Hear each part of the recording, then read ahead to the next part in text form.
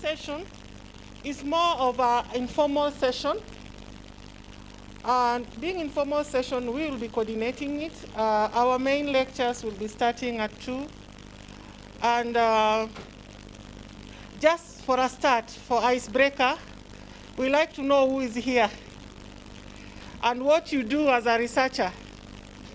We warm up before our main facilitator. We can start at the back. I know now we have a big name tag in front of us. We can start at the table behind.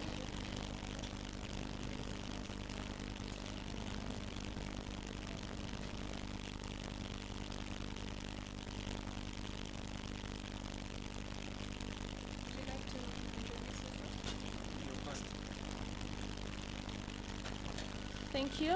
Good morning, everyone. My name is Blessing Atwine. I come from Uganda, and I work with the Economic Policy Research Center.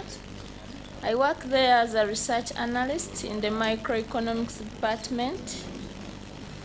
My interests are mainly in education, employment, social protection, and climate change. And most of the work and projects that I've worked on mainly lie in those 4 subjects. Thank you.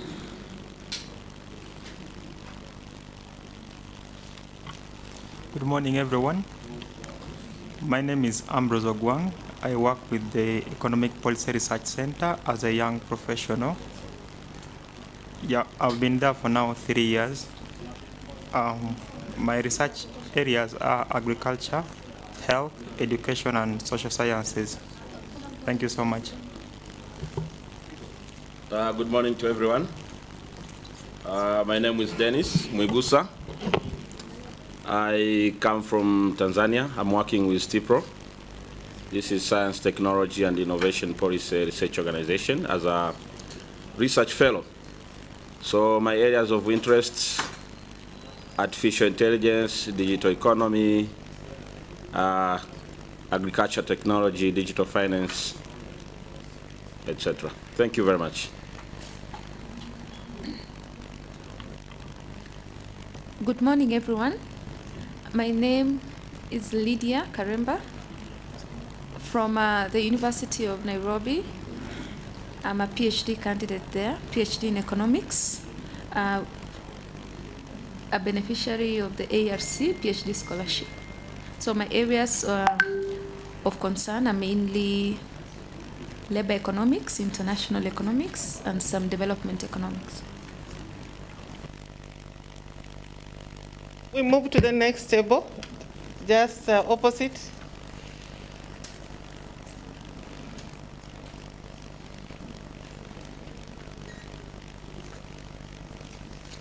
Okay, good morning, everyone. My name is Isabella Mwangi. I'm a Kenyan, and my area of interest in research, energy and welfare. Thank you. Good morning. My name is Lanta Daniel Diamet. I work with STIPRO. STIPRO stands for Science, Technology, Innovation Policy Research Organization, a local NGO in Tanzania. So I'm from Tanzania. And my area of expertise basically is inclusive innovation approaches, and basically with SMEs, gender, and those kind of areas. And thank you very much. I'm a research fellow there. Good morning, everyone. My name is Melap Sitati. I'm a Kenyan. I work with the Kenya Institute for Public Policy Research and Analysis, in short, KIPRA. I work as a policy analyst in the social sector. Areas of interest is mainly education, health, and labor. I'm happy to be here and learn more. Thank you.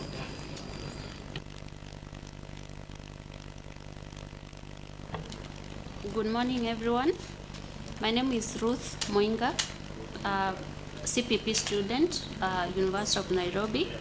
My area of interest is public sector, public finance, and general macroeconomics. Thank you. Hello, good morning. I'm Moses Mudeja. I am a Kenyan teaching at Kenyatta University. I teach public finance and policy. And my main area of interest is financial innovations, financial inclusion. Thank you.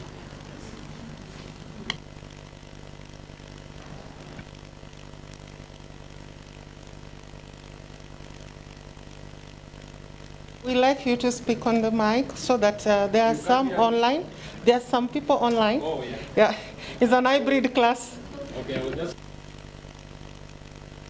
from most of the participants. Okay, I'm Alex Oguso. I'm a researcher, and I'm a manager in charge of tax modeling and revenue forecasting at the Kenya Revenue Authority. Research interest areas are on macro-fiscal policy, specifically on tax policy issues, and also on digital service, on digital economy. Those are the main areas that I've been working on so far. So I'm also an alumni of the ARC under the CPP program. I graduated at the University of Nairobi in 2019, and I'm really happy to be part of this workshop organized by ARC. Thank you very much. Yeah, good morning. My name is John Karanja. I'm a Kenyan. I work for Kenya Institute for Public Policy Research and Analysis, that is KIPRA. I'm a policy analyst and also a trade and foreign policy expert.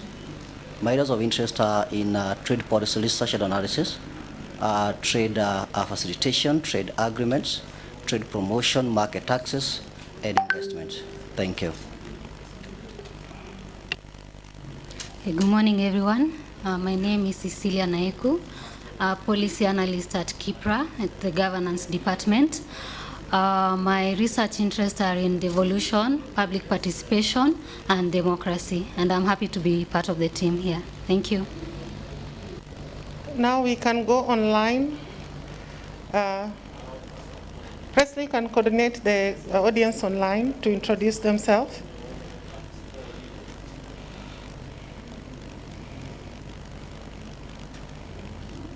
Hello.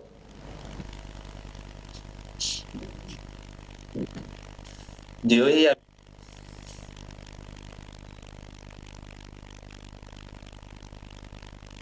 Yes, we can hear you. Okay. Yeah, I'm Sambia Mutambala. I'm just calling from Tanzania, where I work with STIPRO. STIPRO stands for Science, Technology, Innovation Policy Research Organization, as my fellow Lanta said. I'm really interested in research on STI indicators, likely technological capabilities, management of technology innovation, and innovation policy for developing countries. I have a background in development studies as I'm completing my PhD program at the University of Dar es Salaam and Aalborg University in Denmark. So I'm happy to join you online. Thank you very much.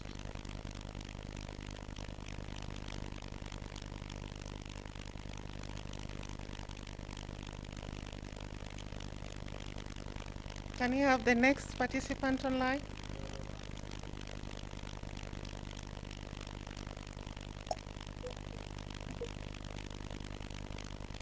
Good morning.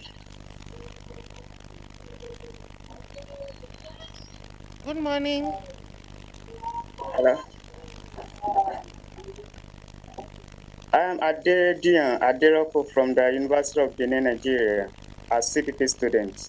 I majored in the econometrics and development economics. Thank you. Thank you. Next.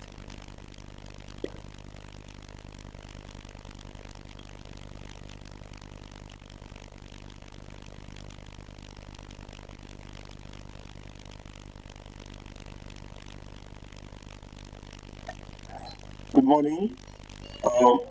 My name is Ayobami Lori. I'm a Nigerian, and I specialize mostly in the area of international macroeconomics and applied econometrics. I work mostly on the area of fiscal policy, sovereign debt, cross-border spillovers, and also macrofinance. Thank you. Thank you. Next.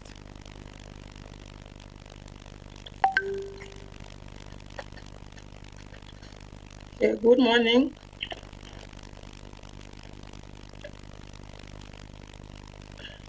Hope you can hear me. Yes, we can hear you. Hi, everyone. My name is Oluwaseun. I'm a research fellow.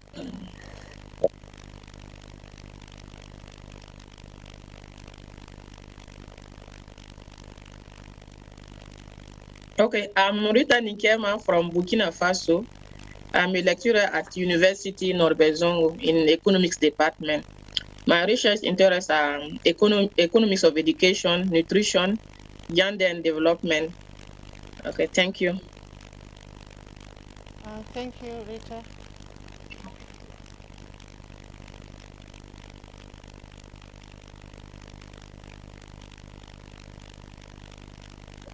Hi, everyone. Can you hear me, please? Yes, we can hear you. Okay, great. My name is Oluwashola Omoju. I'm a Nigerian. I'm a research fellow at the National Institute for Legislative and Democratic Study, the think tank of Nigeria's National Parliament. I did my PhD in energy economics, and I've been doing research in the area of energy and climate policy. More recently, I've been doing research on public finance and political economy. I'm happy to be here. Thank you. Thank you. Next. Good morning, everyone. Good morning, everyone. My name is Khadijat Amolegbe. I'm a lecturer at the University of Ilorin, Nigeria. My research is mainly in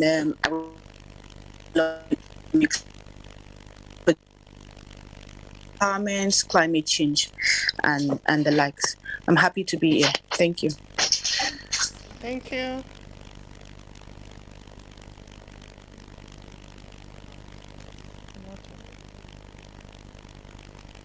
Next.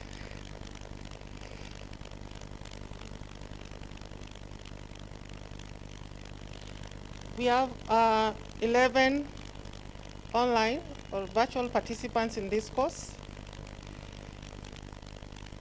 This summer masterclass, the participants are coming from various research projects or academic projects, like we have CPP representatives here, we have thematic researchers here, and we have researchers from our think tanks.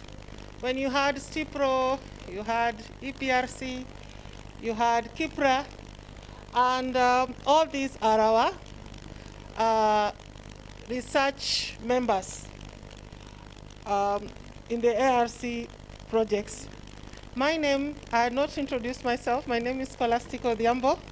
I'm manager of research at ARC. I said that this introduction session was just an informal session. In the afternoon, when Professor Kam will do this again, so don't get tired with introductions today. Now, I think your course started this last weekend, isn't it? You have started your course this weekend, meaning that the course started last weekend, eh? You are given some assignments. So this morning session is asked to work through our assignments. And as you work through your assignments, you can also share your experience. This is a networking as much as possible, and you can share your experience. I think you have our agenda, and in the agenda there, the facilitator says that we like to start the course knowing something about your research goals, interests. Please send one-page description of the potential research question or the topics you'd like.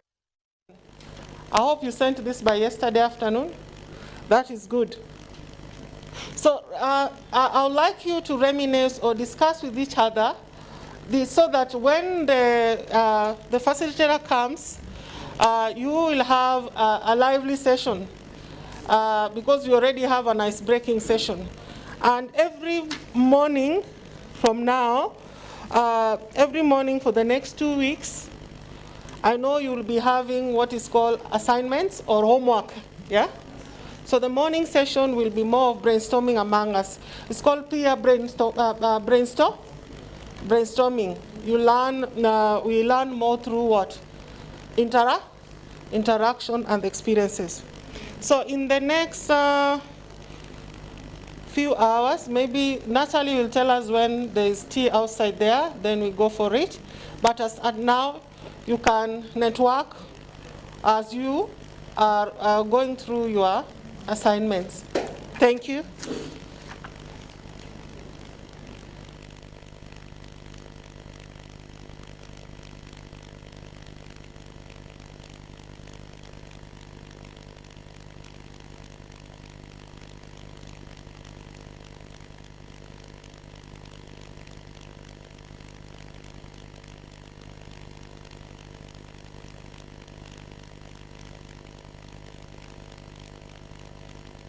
Oh, I didn't know.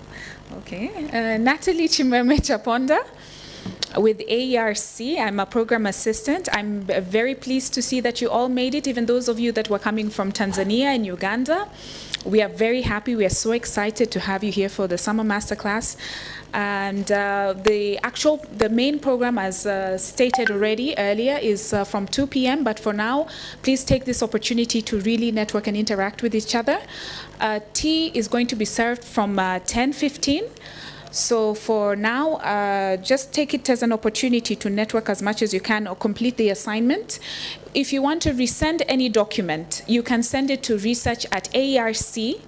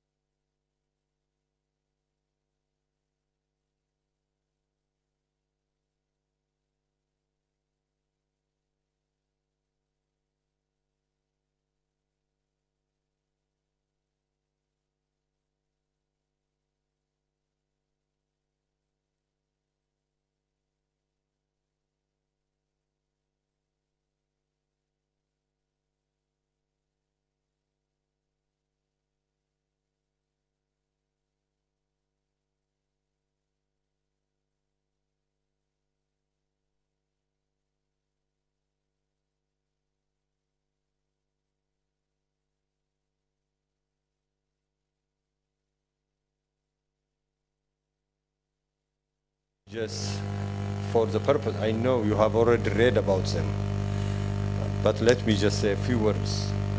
I start with James. He's an economist, political economist, whatever you wish to call him, but one of the best minds in the field. He has done groundbreaking work, especially in the most complex discipline, the economics origins of dictatorship and democracy. It's a very powerful book. He has done this with Professor Daron Acemoglu of MIT. It's been one of the best read, and Why Nations Fail. I encourage you to look at that book whenever you have a chance, The Origins of Power, Prosperity, and Poverty. And he has published quite extensively in leading economics journals, Econometrica, Journal of Political Economy, American Economic Review, and many others. Professor Robinson, a British national, started his economics training at Princeton. He has done mathematical and quantitative methods of economics. So we are very happy today to have him here. Actually, my favorite book is A Narrow Corridor. He's smiling, States, Society, and the Fate of Liberty. It's a very thoughtful book. I mean, if you want to understand democracy can be taken for granted, read that book. Democracy is not the rule. Democracy is a randomly happening event in history. Always the state has been coercive, the state has been extremely oppressive, but the moment that oppression is shackled by legislations and history, you find it to be very productive. But it's a narrow corridor. That is like finding heaven. In the Bible, you know, if you want to get to heaven, the gate is narrow. Now let me introduce no less accomplished colleague, Professor Maria Angela Bautista. She also, by the way, both of them come from University of Chicago, School of, let me see, Harris School of Public Policy. Maria received her PhD in political science at Brown University, one of the leading Ivy League universities in the world. Her research focuses on political, economic, and social consequences of state-led repression. She has studied the case of the military dictatorship in Chile. Based on a unique data set she collected and explored the extent to which repression affected individual political preferences, behavior, and economic outcomes by comparing subjects who were victims of political torture or imprisonment by the state to subjects who did not. This is again a deep work, very difficult to track, to analyze, and her work also documents the impact of repression on Chile's transition to democracy and its negative effect on tertiary education. So she has quite a unique experience applicable to Africa. We know we are democratizing, but we are not there. So her insights into studying these difficult topics of dictatorship would be a very, very important, I think, for this training, because it's not easy to understand all these complex subjects. So we are very, very happy to have both Professor James Robinson and Maria here. So my plea to you is use this as an opportunity. I'm going to join you as well, even though I'm almost retired age, but want to learn things from them. So please take this opportunity. So why did we really prepare this master's class? What's the point of coming together for almost 2 weeks with these world-leading intellectuals who have so much to do anyway, and spend time with us in such lectures?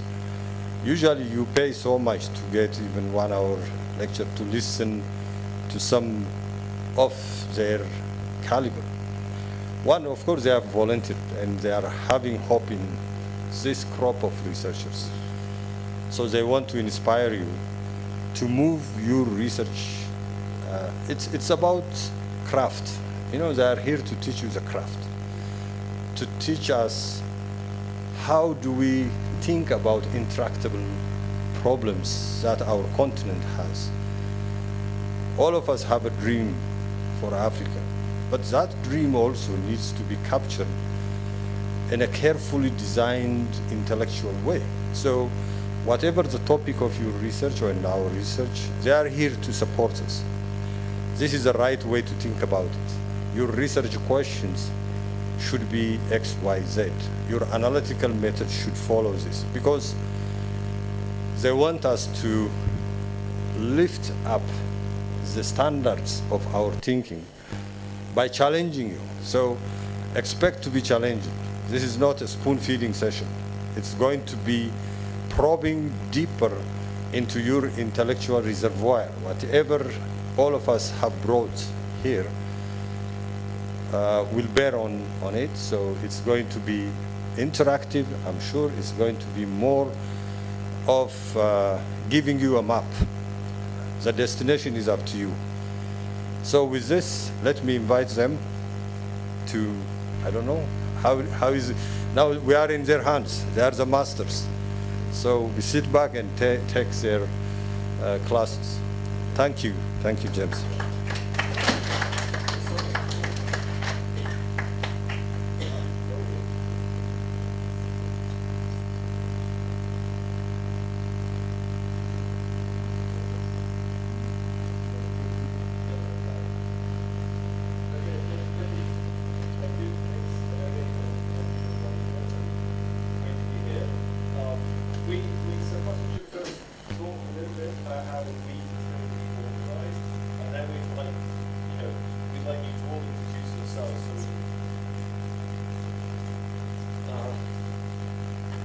People can hear me anyway. Oh, but it's online, is it? Okay. I'm going to struggle to stand here the entire week.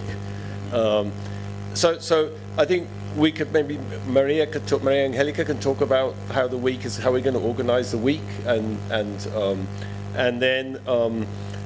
then we'd like to go around and for you to all sort of introduce yourselves a little bit. We'd like to get to know you and get to know your research questions and your research interests.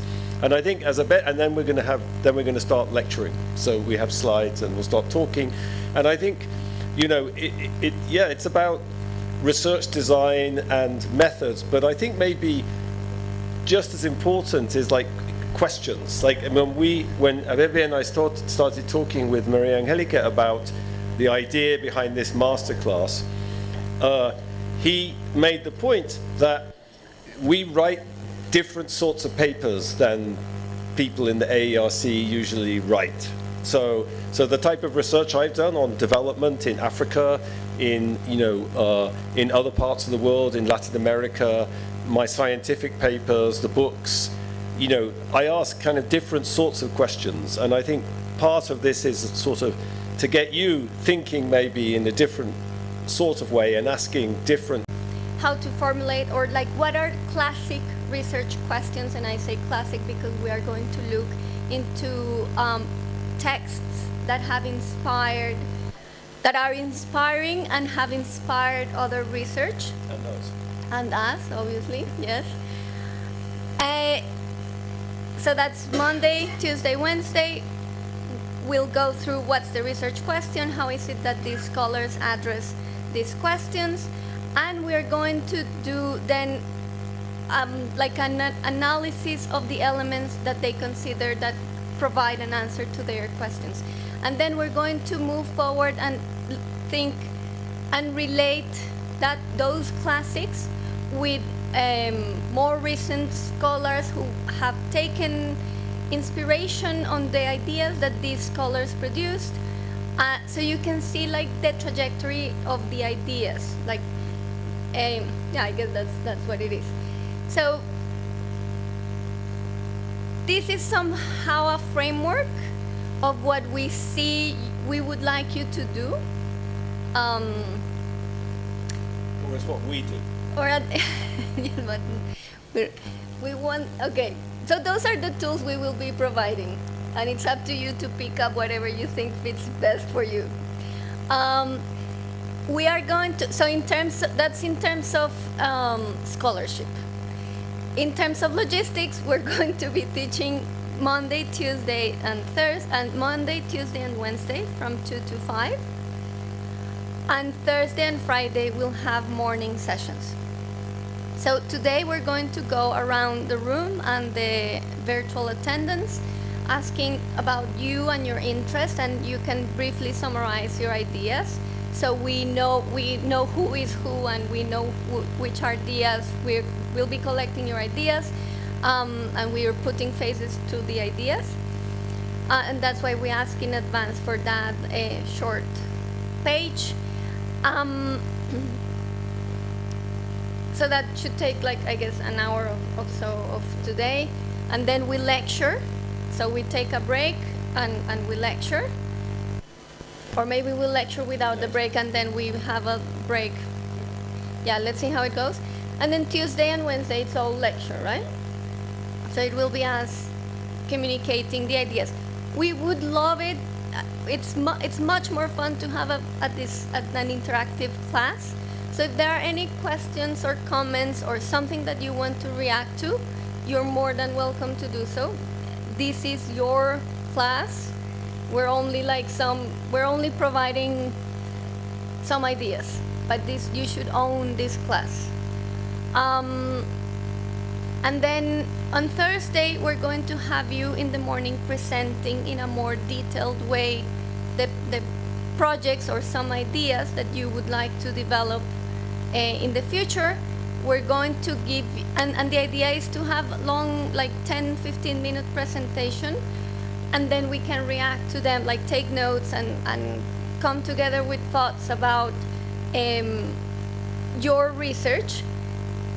And then on Friday, we'll give you detailed feedback on each of them. Yes, so the logistic for Tuesday and Thursday is that someone will present and we'll assign someone else to you to be a discussant as well. So it gets more interactive instead of you talking and then us giving feedback to each of you. I think it's important for all, like, to become like a cohort, a peer group, to support each other, to have constructive critiques. I think scholarship is about accepting criticism and thinking, how is it that these comments can make my research better? So I think Friday should be a space where we are all discussing your ideas and contributing to each other's ideas and research. I think that's it. And these are boring logistics. I think I'll open a Dropbox folder that and I'll separate like online group and present group. So I'll share it with you so you can upload your documents, and ideally the document should be with your name, so I know how to save them, or whenever you save them, please write like assignment 1 and your last name or your name, however you prefer, so we know whose assignment belongs to the document that you just sent. What else? Okay. Okay, great. And how do I? Yes.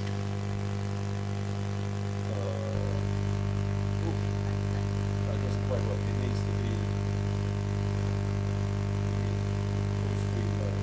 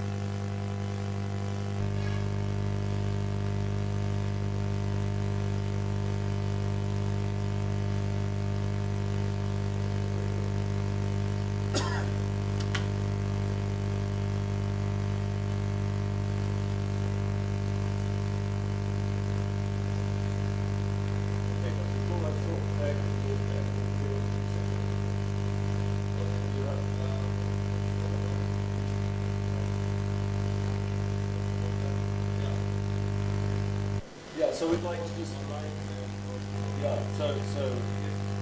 just I think like introduce yourself and say where you're based and what kind of research questions you're interested in, just so we can start the conversation. There'll be a lot more time for that on Thursday and Friday if you have anything to say, and also next week. So we'll start over here with Cecilia. And do forgive us if we pronounce people's names terribly.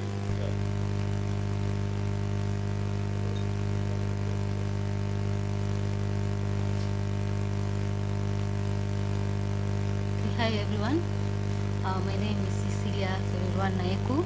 I'm based in Kenya. I'm a policy analyst at KIPRA, Kenya Institute for Public Policy Research and Analysis. I'm at the governance department. My research interests are in issues of devolution, especially since Kenya has 47 devolved governments, county governments. I'm also interested in issues of public participation and democracy. Thank you. Hi, good afternoon. My name is John Karanja from Kenya Institute for Public Policy Research and Analysis, KIPRA. I'm in the Trade and Foreign Policy Department, and my research areas of interest is in terms of trade policy analysis, trying to understand how trade policy is able to influence our exports as a country, and also the issues of market access, trade facilitation, where we are not able to access and to support our farms to access export market, and also in terms of trade promotion. Thank you.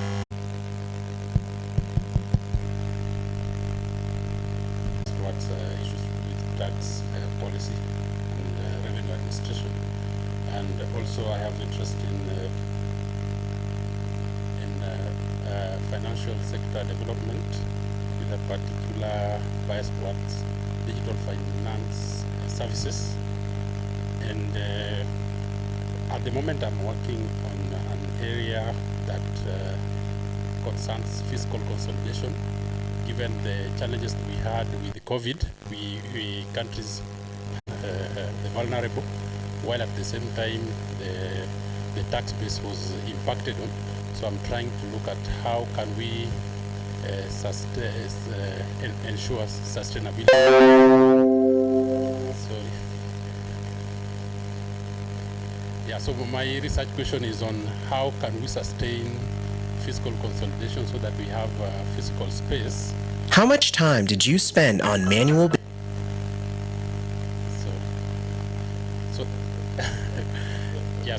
So that our governments, the African, sub-Saharan African governments, can have enough fiscal space for priority expenditures, while in view of the challenges we have with domestic resource mobilization. Thank you.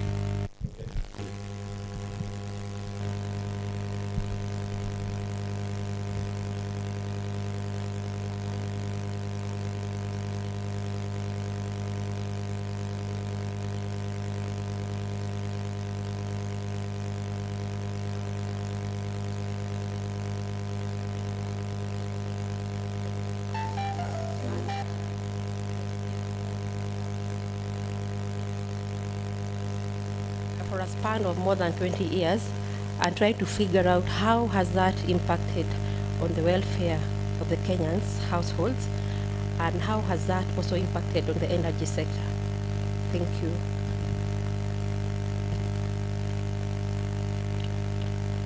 Good afternoon. My name is Lanta Daniel Diamet. I work with Science, Technology, Innovation Policy Research Organization, a local think tank based in Tanzania, and as a research fellow. And my area of interest on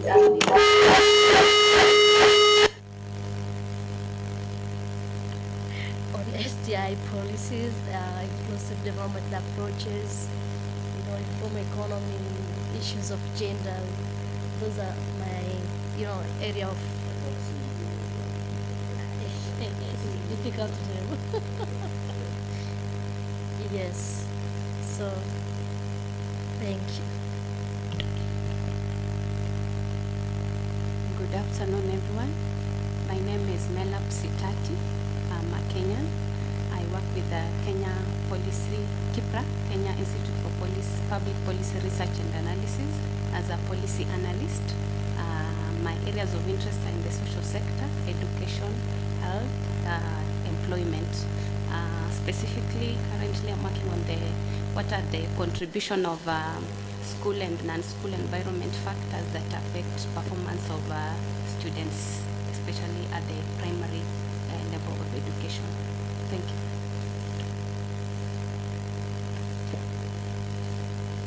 Good afternoon. My name is Ruth Moinga.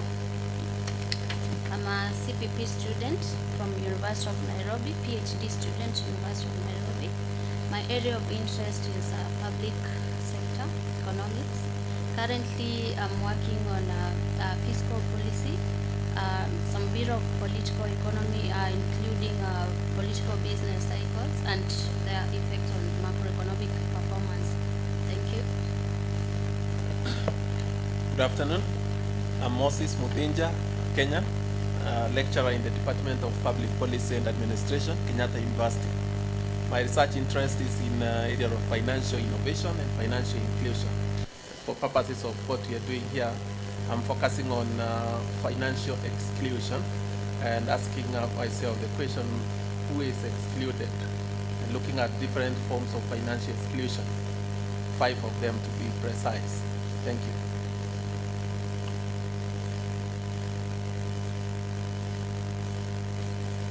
Good afternoon, everybody. My name is Blessing Atwine from Uganda.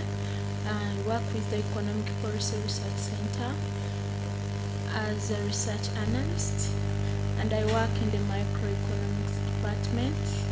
My areas of interest are mainly education and social protection, and for this particular time, I'm focusing actually on climate change and household resilience. Thank you. Good afternoon, everyone. My name is Ambrose Ogwang. I work with the Economic Policy Research Center as a young professional. My area of interest is agriculture, health, education, and a little bit of macroeconomics. For this current workshop, I am focusing on education and specifically looking at the quality of education in the schools. Specifically, I'm looking at the social and the economic factors that are responsible for the low education outcome that has really affected the quality of job that the graduates really get after school. Thank you.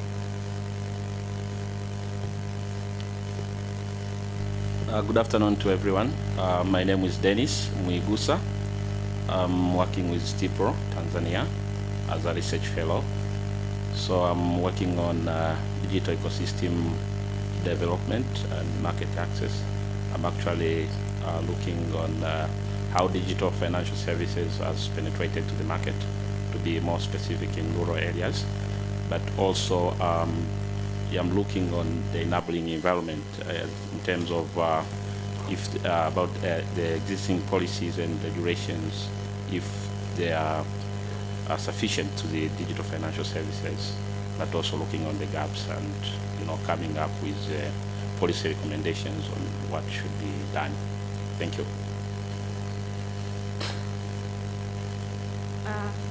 My name is Lydia Cheruto, a PhD candidate from the University of Nairobi, a PhD in economics, and my area of interest, what I'm doing in my thesis is concerning poverty, reproductive health needs, and social inclusion, especially for the marginalized women, the homeless women. But my area of interest, that is what I want to do, and including research that I'm also working on, are issues to do with devolution. Devolution is devolved systems, devolution, and institutions, and also political economy. That's why this workshop is very important to me. Thank you.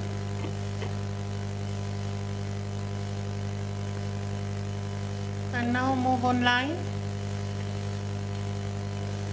Yes.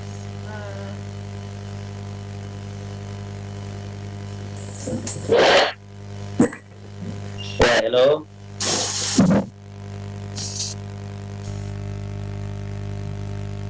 afternoon.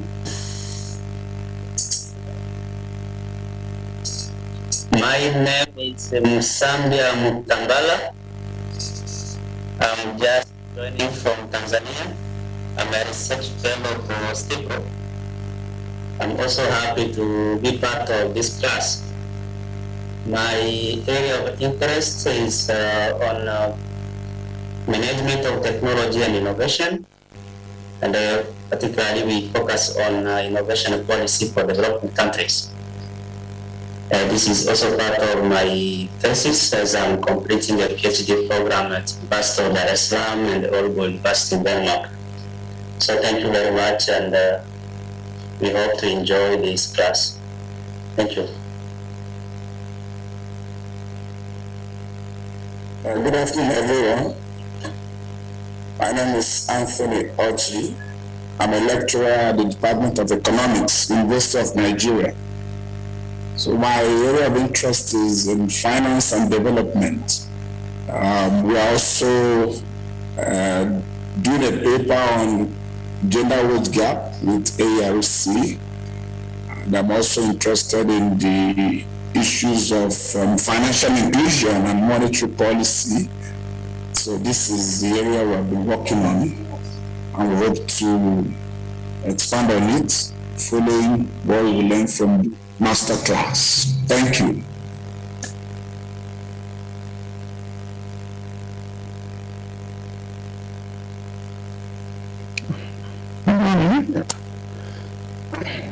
Okay, my name is Manuel Rose. From Nigeria. I work with the University of Nigeria and Soga, Department of Economics. My area of research interest revolves around development economics. First, I look at institutions and development, and then gender economics, health, and policy impact evaluation. So for the purpose of this master's class, I'm looking at institutional change and economic development in Africa, a new evidence, because we have seen a series of evolutions in institutions. Some of them are going the wrong way, some are going the right way. So we are looking at cross-country evidence of how changes in the evolution of institutions affect development in Africa.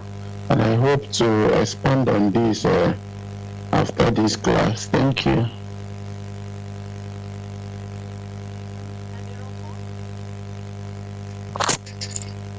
Afternoon.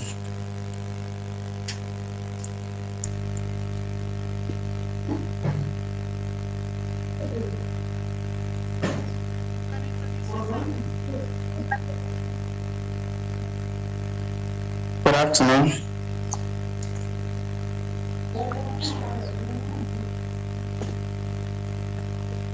My name is Aerc Rafael Adedian, a CP student from the University of Benin. My research area is in the, my research interest is the area of conflict, in particular terrorism, insurgencies, and institutions, and their effects on economic development. Thank you.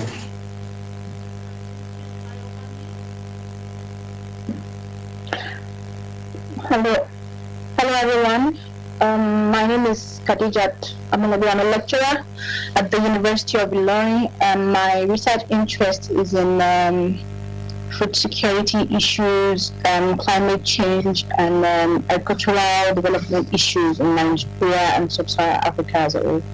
And I'm a thematic researcher. I have a paper in the thematic series, and for this masterclass, I am working on something related to food safety and consumers' perception of food safety and their decision-making process. Thank you.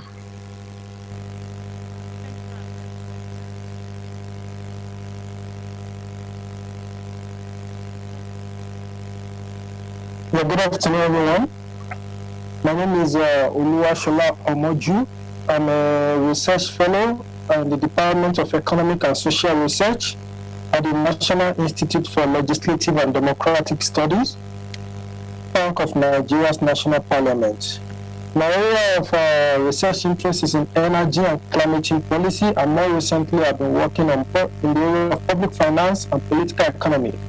For the purpose of this summer class, I'm looking at the drivers of ethnic sentiment in Nigeria, and particularly focusing on the role of natural resources availability in promoting either ethnic or national affiliation in Nigeria. Thank you. Good afternoon. I'm Rita Mijoma from Burkina Faso. I'm a lecturer at Economics Department at University in Northern. My area of interest focus on education, nutrition, and gender development. And I'm an IRC thematic researcher. But currently for this master class, I'm interested in formal education and labor market participation and the effect on her decision making within household. Okay, thank you.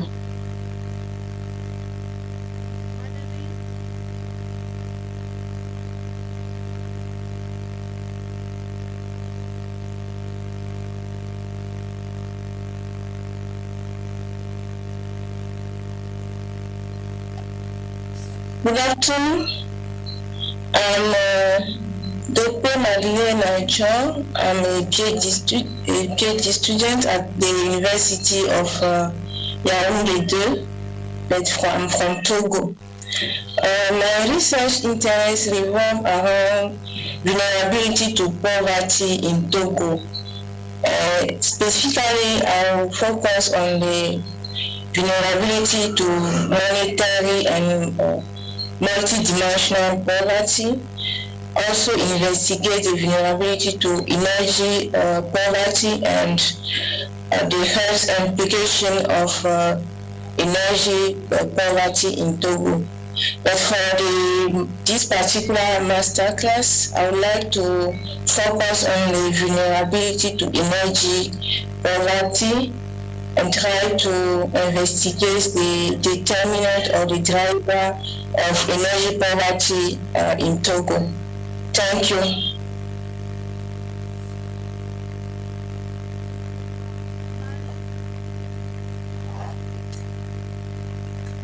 Hello, good afternoon. My name is Ayobami Lori. I'm a lecturer in economics at the Open University in the UK, and my research interest lies at the intersection of international macroeconomics and applied econometrics. Particularly, I'm more interested in understanding the drivers of economy and how policy shifts affect not only the domestic economy but also the global economy. At the Aerc, I'm currently working on a paper relating to African sovereign debt, and for this particular masterclass, I'm interested in understanding how African sovereign debt has been affected by their global economic relations, particularly in terms of African alliance with China in the last 20 years, as well as the Western countries. I want to understand how this shift in economic and socio-political alliance of African states has affected their long-term economic development and whether such policy is sustainable for the future. Thank you.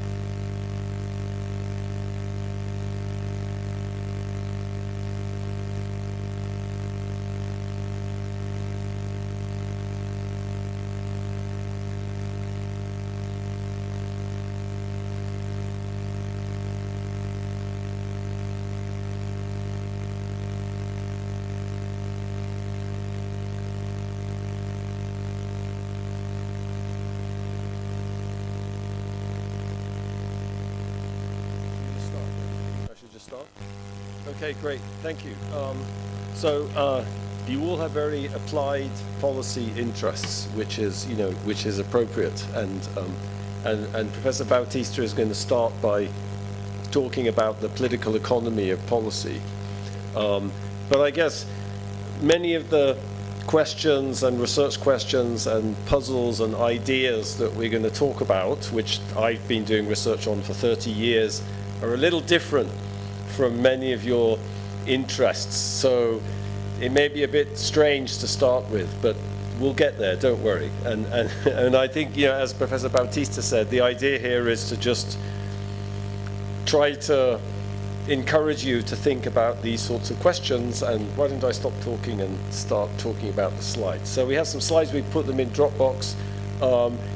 Today what we want to do is just talk about mostly qualitative research, because when I think about my own research, about how I start a piece of research, it may end up with a mathematical model, or it may end up with econometrics and hypothesis testing, but usually it starts with some very simple observation about the world, a comparison, some sort of variation, usually qualitative. Often in my work I've been very inspired by economists, but by anthropologists, by historians, by questions that are researchable using economic methodology come from everywhere. You see them in the street, on the way to the hotel. So I think today, the first three readings by Robert Bates, Mary Douglas, and Robert Putnam, we picked those because we thought they were just great examples of research questions and about the world. Why does the world look the way it does?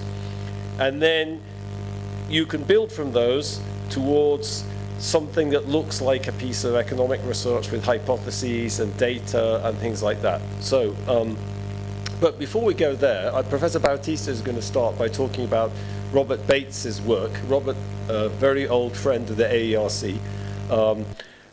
I just wanted to say a few kind of opening remarks about how we think about you could think about how we think about grouping some of these questions together.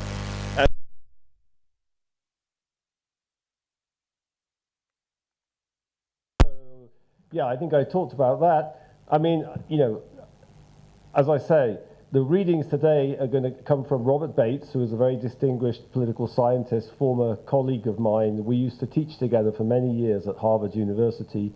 Robert Putnam, another former colleague of mine, who's a political scientist, and Mary Douglas, who was a distinguished anthropologist who worked in Congo and then became a philosopher. Okay, and I think that's not a coincidence, as I was saying, because good ideas about society, including about the economy, as we'll see in the case of Mary Douglas, come from outside of economics. Like most of my inspiration has always come from outside economics. And I know in AERC, it's not usual to kind of bring that kind of information to scholars and researchers, but that's one of the things we're trying to do. And I think you can think about all the readings in the entire 2 weeks in sort of two ways. One is they're papers about how can we look at Africa and use African materials or African evidence to talk about big questions in social science. So forget about Africa. African societies, you have economics, you have politics, you have institutions, you have poverty, you have agriculture, you have industry. How can we use Africa to talk about big social science questions? The other type of paper, I think you could say, the other piece of research is how can we conceptualize the distinctiveness of Africa and think, we understand, Africa is different historically from the rest of the world, culturally, politically, economically. So how do we conceptualize those differences and use African materials to say something about the consequence of the distinctiveness of Africa? So the first type of question is much more using Africa to talk about the world, and the second type of question, second type of paper, I'll give some examples just to sort of fix ideas, is more about, trying to understand, why the world is the way it is. So Professor Bautista and I, for example, we've been doing this research in eastern Nigeria. We started doing this research in eastern Nigeria with some scholars at the University of Nigeria at Nsukka. I'm glad to see we have a colleague from Nsukka online, but we've been working with other colleagues in the history department and also the philosophy department, trying to understand female empowerment in eastern Nigeria. Why is it that women take on these political and economic roles that are extremely different from their roles in Western society? So that's a set of questions kind of about the distinctiveness of Africa. It's very interesting because it's about female empowerment, but in a very African way. And so that's an example. I guess we could talk about that. We could talk about that research we're doing. It'd be very interesting to discuss ideas and also to discuss how similar to the rest of Africa the eastern Nigeria is. So that's an example of something we're doing, which is really about the distinctiveness of Africa. Okay, so you know, I think this is important to think. I mean, I tend to think, and I'll show you some examples. We'll talk about this work tomorrow that I've done in the DRC in Kasai, which is using African experience to talk about big questions in social science. So this is the paper that I wrote with my colleagues on the Kuba Kingdom. We used the history of the formation of the Kuba state in Congo as a way to talk about a big question in social science about the impact of states on society. Professor Sanchez de la Sierra's paper, which we'll talk about on Wednesday, is also using material from Eastern DRC, from the Kivus, is about why do states form and in what circumstances do states form. And Professor Sanchez de la Sierra is a colleague of Professor Bautista and I at the Harris School of Public Policy. Jonathan Weigel, who's a professor at University of California, Berkeley, also researching Congo, by some coincidence, looking at the impact of taxation on representation, that when the government taxes people, how does that affect the way they relate to the political system? So those are three sets of questions about social science. You could research that in England, you could research it in China, you can research it in Africa. Why research it in Africa? Because Africa is the most diverse and deeply historical continent in the planet. It's seen more variation in history, in political systems, in social systems than anywhere else. So what we're going to talk about quite a lot in this course is natural experiments. Now, all these papers exploit natural experiments, you know, kind of experimental-like variation in society that you can use to test hypotheses. Okay, so Africa is full of natural experiments. And, you know, what I do a lot, what we do, what we've been doing in Eastern Nigeria, we could talk about the natural experiments. How do you investigate why female empowerment takes the form it does in Eastern Nigeria? Well, you can identify some natural experiments, the variation in these institutions, and that helps you research them. Okay, so that's the first set of topics. So the second set is much more about the specifics of Africa. I gave you an example already from Nigeria, so Eastern Nigeria. So maybe I don't want to go into this. You know, we'll talk about that as the course goes on. Okay, but some of the papers that we're going to talk about are starting on Wednesday are about the specificities of Africa. In my own research, you know, for the past 20 or 30 years, I've been very interested, kind of in why Africa is how it is, you know, and many scholars have worked on this question about unique things which have impacted Africa, such as the slave trade. So Nathan Nunn, my former colleague at Harvard, he and I used to teach a class together also. He has, with Leonard Wanchikon, who's a scholar from Benin, who's a professor at Princeton, they looked at the impact of the slave trade. Cerelos and Eduardo Montero looked at the impact of colonialism. So those are papers using natural experiments to try to understand important parts of, you could say, economic history of Africa, but also, you know, both those papers have a lot of evidence that that history actually impacts Africa today in specific ways. We're also going to talk about, you know, for example, a very recent paper by Jacob Moscona and Awa Ambra Sek, which is looking at some very specific East African institutions, age sets and age grades, and how age sets and age grade, that's a sort of type of social organization in Africa, which you don't see in Western societies, but it turns out to be very important for understanding some types of cultural and financial ties. So there's a lot of people interested in finance here. So that may be one of the few papers where we talk about finance. So this is just some examples where we look at Africa and we try to think about the specificities of African society and history and African economics to tell us something about why Africa is the way it is today. So I think there's those two big classes of questions. And having said that, let's plunge into the material, and Professor Bautista will start talking about Professor Bates's great book. Yes.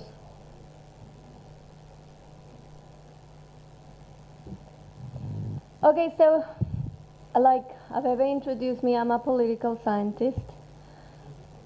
And one of the books that is a classic in political science, but I guess when you think about the implications that the analysis of the book has, they affect economics. So that's why this book is so powerful, because Bates tries to frame the explanation of African problems as politics.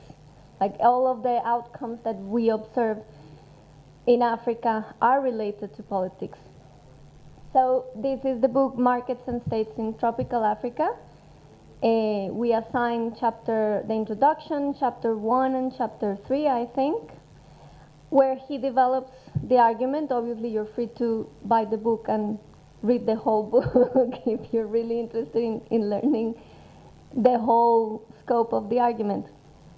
So when we ask, if for your assignments, for example, we ask what's the research question. So we'll try to do the same, like to pose what's the research question of these scholars, and how is it that they try to give an explanation to these research questions. So the main puzzle that he has in his book is, why is it that despite African countries having this comparative advantage in agriculture, in the 1970s, what you observe is a decline in the production of whatever it is that they were specializing. And that was actually hurting the economic performance of these countries. So why is it that we observe that suffering in economic growth? So I'm warning you, his argument is quite complicated and it has several layers. So this is the very big first question, like, why is it that despite having this comparative advantage in producing agricultural goods, the agricultural sectors in the different countries that he's studying are in decline, and as a consequence, the economic growth in these countries is also suffering. And basically his research question is, and he's wondering what explains the different outcomes in terms of the agricultural policies that these countries are adopting. He understands very well, so we heard that some of you are into policy and policy making. So this book is beautiful because it combines politics, economics, and it has a very direct impact and explanation on policies. So the question is, what explains why different countries have different policies? And in this case is agricultural policies. So here, the main dependent variable are agricultural output and agricultural policies. This is where he puts the variation. He understands that agricultural output has been changing a long time, since the 1950s, 60s, and 70s, and that has something to do with the agricultural policies that these countries are adopting. And one of the key things that he observes is that the existence of the marketing boards in all of these countries. So he zooms in the cases of Ghana, Nigeria, and Zambia. And so what he observes is that all of these countries have a decline in agricultural the production of coffee, cocoa, like these are the main crops that these countries are producing. And all of these countries have a marketing board that is controlling the price of that particular crop. And so the idea behind this marketing board institution was to try to smooth the different swings in the price of this produce, right? Like supposedly in the bad times, the marketing board institution was going to pay off the farmers that were obliged to sell all of their production to this marketing board, and they were going to subsidize the price and to try to pay to compensate the farmers for the difference between the market price and the domestic price. And in the good times, they would take away some of the share that the farmers would make if they sold it at the market's price and put it away in some fund where that was kept for the not so good times, right? And this is how he explains it, for example. Most African states possesses publicly sanctioned monopolies for the purchase and export of agricultural goods. These agencies bequeathed to the governments of the independent states by their colonial predecessors purchase cash crops for export at administratively determined domestic prices and then sell them at the prevailing world market prices. By using their market power to keep the price paid to the farmers below the price set by the world market, they accumulate funds from the agricultural sector. So this is basically what I explained before, but in his own words. But then he throws the following questions. Is this exactly what happened? And the answer is basically no. What happened is that none of these marketing boards tried to compensate the farmers when the market price of the crop was below the domestic price. And that basically translated into a huge taxation burden to the farmers. The farmers were always paying the difference of the market price and the domestic price that they were selling their products. And he basically provides evidence of that fact by saying a major test of the intentions of the newly independent government occurred when between 1959 and 1960 and 1961 and 62, the world price of cocoa fell approximately 50 pounds a ton. If the resources generated by the marketing agencies were to be used to stabilize prices, then surely this was the time to use the funds for that purpose. Instead, the governments of both Ghana and Nigeria passed on the full burden of the drop in price to the producers. And I guess, I don't know if some of you are wondering, like, why is it that we care about something that happened in the 1960s and a book that was written in 1980? So it turns out that I study Latin America and I teach a class on Latin American politics. And you observe exactly the same phenomenons in countries like Argentina, where they are big producers of soybeans, for example. And it depending on the government that comes into power, they decide to tax those soy farm beans producers more heavily or not, depending on who is in the presidency. So in a way, the analysis that has base for these African countries in the 1980s apply perfectly to current political and economic processes everywhere around the world. But one good example is the one of Argentina.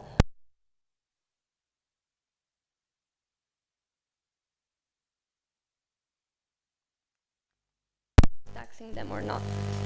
And I guess maybe we can find current examples of, actually tomorrow in the class we're going to look into a test of this idea. But let me keep going with the argument. It's very hard for me. I like when I teach, I move around a lot. So I wish we could get like a mobile microphone at some point, because it's. But we can. Okay. Ah, okay. So we do have a mobile microphone. Okay. I can turn it off? No?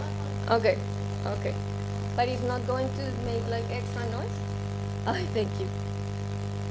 Is it on? Can you hear me? Okay. Thank you. This is nicer. Okay. So, did I change that? Okay. Yes. What? Okay. I didn't know. Okay. So, Bates continues basically by saying that using the price setting power of the monopolistic marketing agencies, the states have therefore made the producers of cash crops a significant part of their tax base and have taken resources from them without compensation in the form of interest payments or of goods and services returned.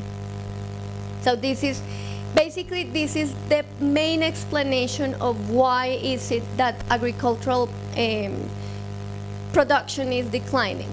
That these farmers that produce cocoa and coffee basically are being heavily taxed by the marketing board.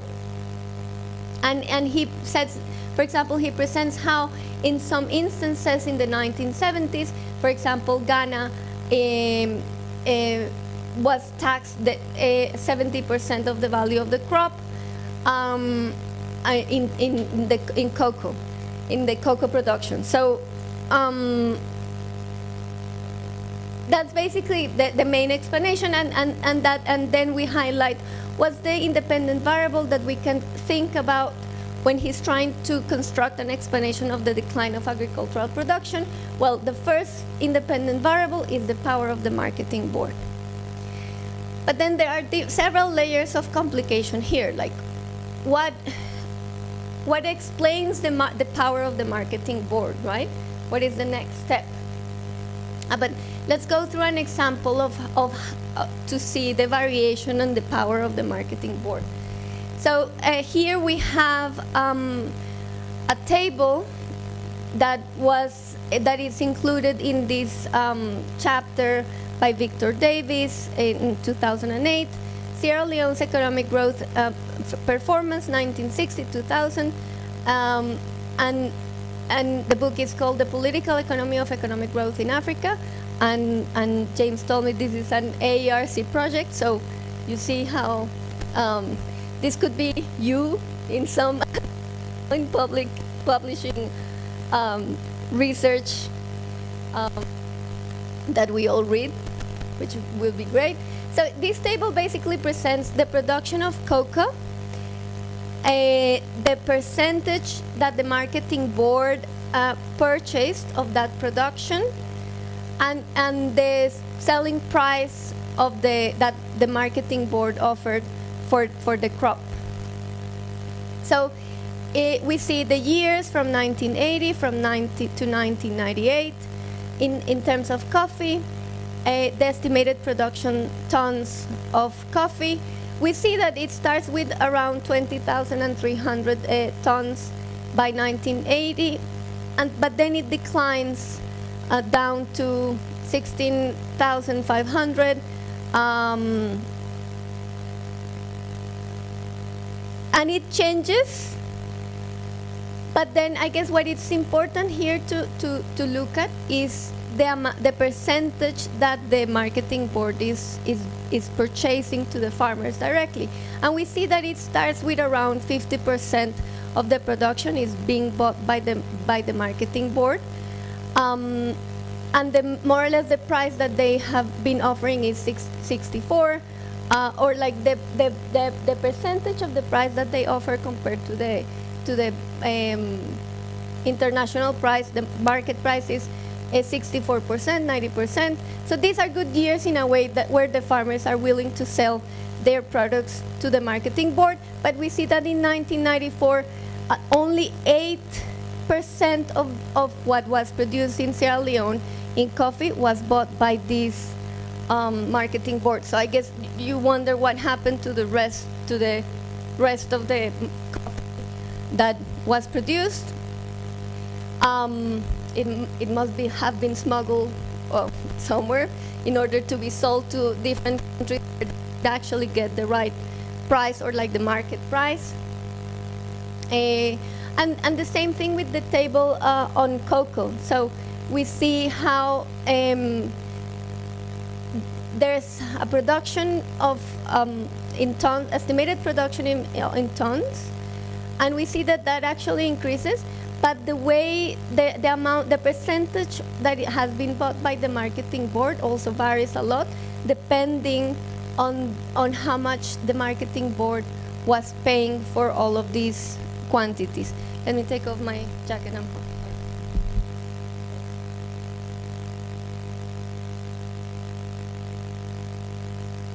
Okay. Okay, so now we go to the next question, which is like, why is it that even like now we are understanding that this is not the right way to extract these resources, right? Like, how can we think of a better way to benefit the farmers? Or like, why is it that the government is not thinking about the consequences of the policies that they are imposing? Can anyone think of like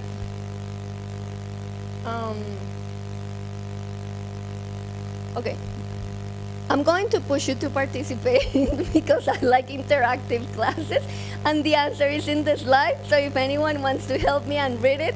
But I guess the natural question is like, this policy is not the best policy. It's not giving the farmers to actually produce the product that they have been producing for years. It's actually taking all the incentives for them to invest in the crops because they have been heavily taxed. So why is it that these governments keep doing this?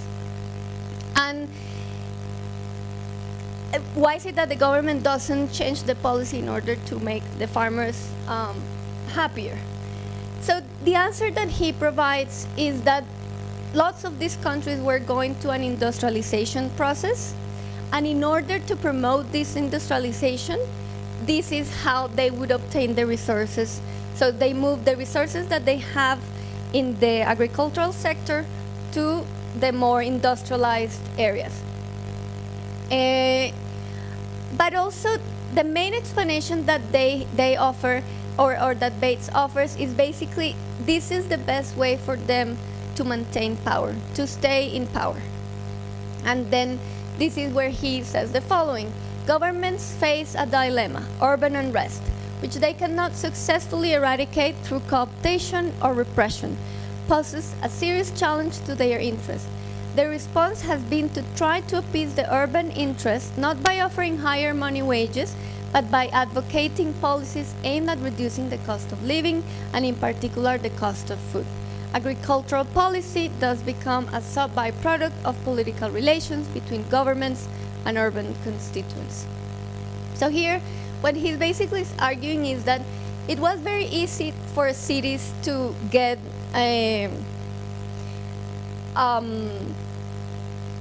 to start protests. Like in cities, because you have people concentrated in different dense areas, it's easier for people to get organized and start protesting against the government, right? So it's better to keep all of these people who live in cities and can put a lot of resistance to your government happy. And one way of doing it is by offering better, like cheaper food and cheaper fuel, and keep them happy so you don't face this resistance. And okay, so yeah, okay, James included this slide. I'm going to read it, but okay. Okay, he can come back to it. But I guess when we are going to have, like at the end of this lecture, we're going to have a section where we want to call for like, what did we learn and what could be questions that we can raise to the authors of these texts, right? So, and James is highlighting here like, this needs further research, for example. So there's room for us to engage in something that no one else has done before, and it could provide to knowledge, basically.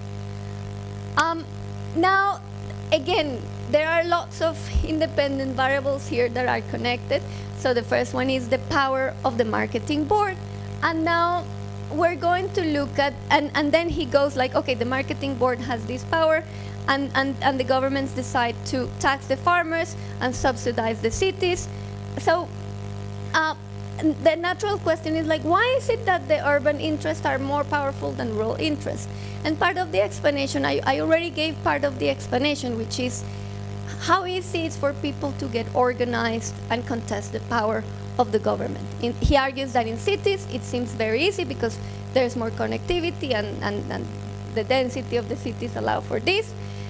But this is not the case for farmers. And this is particularly true in the case of cocoa and coffee that are grown by farmers with very small plots. So there are lots of farmers with small plots, and that turns into a lot of farmers that need to coordinate and contest the government in order to get better policies in their own sector, right? So basically what he argues is that all of these farmers face a collective action problem in attempting to exert political power. And then you face problems like the free ride. You have free riders when it comes to peasants. If one peasant decides to get organized and complain, then some other people won't be willing to participate because it's very costly for them to get the transport or the organization in order to go to the city and contest the policies that they have in the different cities. So no one is willing to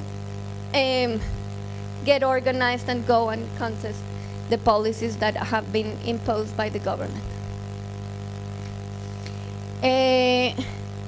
However, the way he explains, so here's another level of variation, right? So he uses the examples that he uses where it's very hard for peasants to get organized are Ghana, Nigeria, and Zambia. But there's another case that he studies in detail, which is the Kenyan one, where he argues that in Kenya there's something different. And he observes that the agricultural policy in Kenya is actually more pro-farmer. It gives more benefits to farmers. So why is that? He says that it depends on who controls the marketing board. But this in itself, it's an outcome of the power of the farmers. And here, what is interesting is that the farmers here were not small landowners. The farmers here were big landowners. And I guess also at the same time, and this is going to become relevant tomorrow in the lecture for tomorrow, is that another aspect that also explains the power of the marketing board is that farming is important in Kikuyu areas, which is a group that was closely related to the president then, Jomo Kenyatta.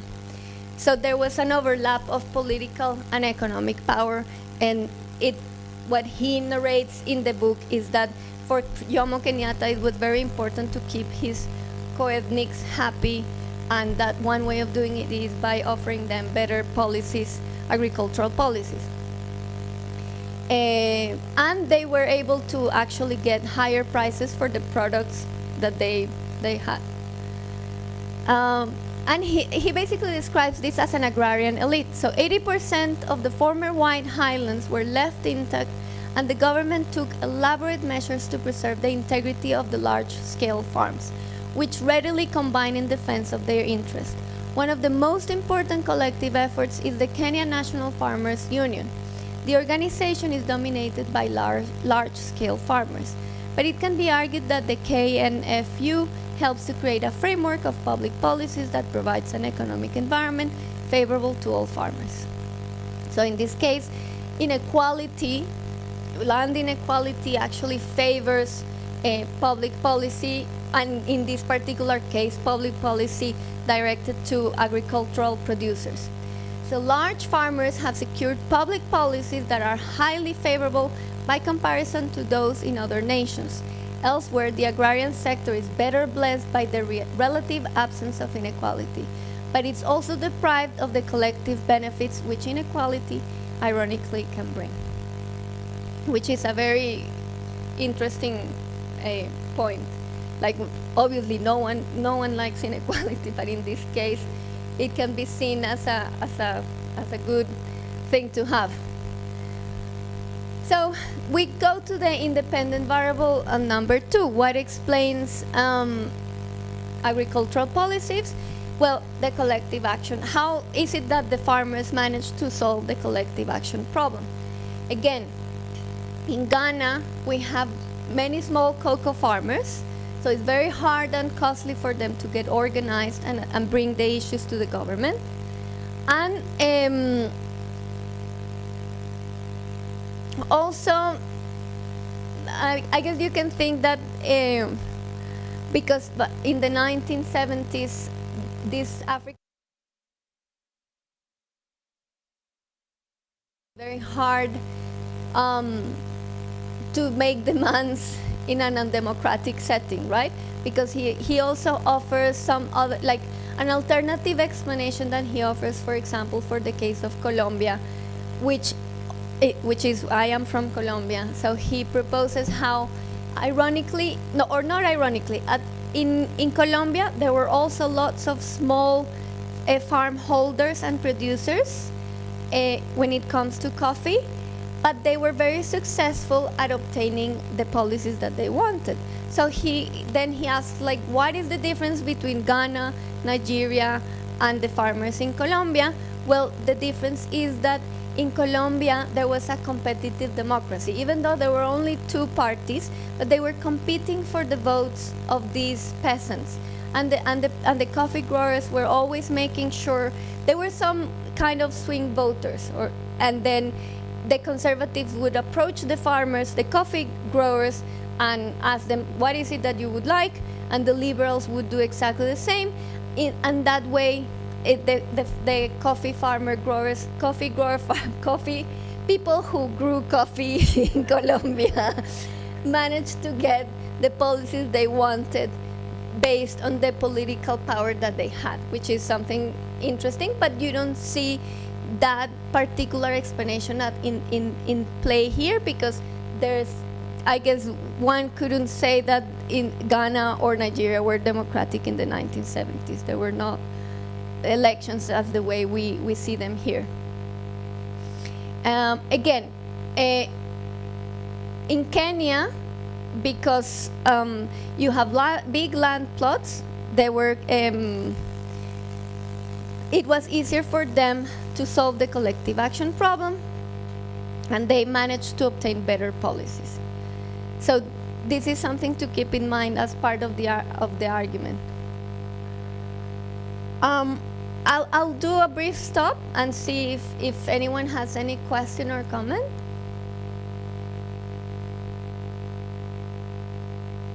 Okay. Now, this is not, so I guess this is more or less where the main argument finishes, but his book is particularly good because he offers also a very powerful, I don't know how you say this, like insight about the importance of politics.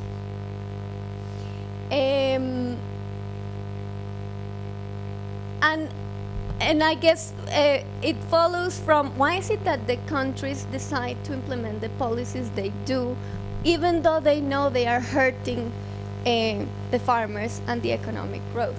So it's like another iteration of this puzzle.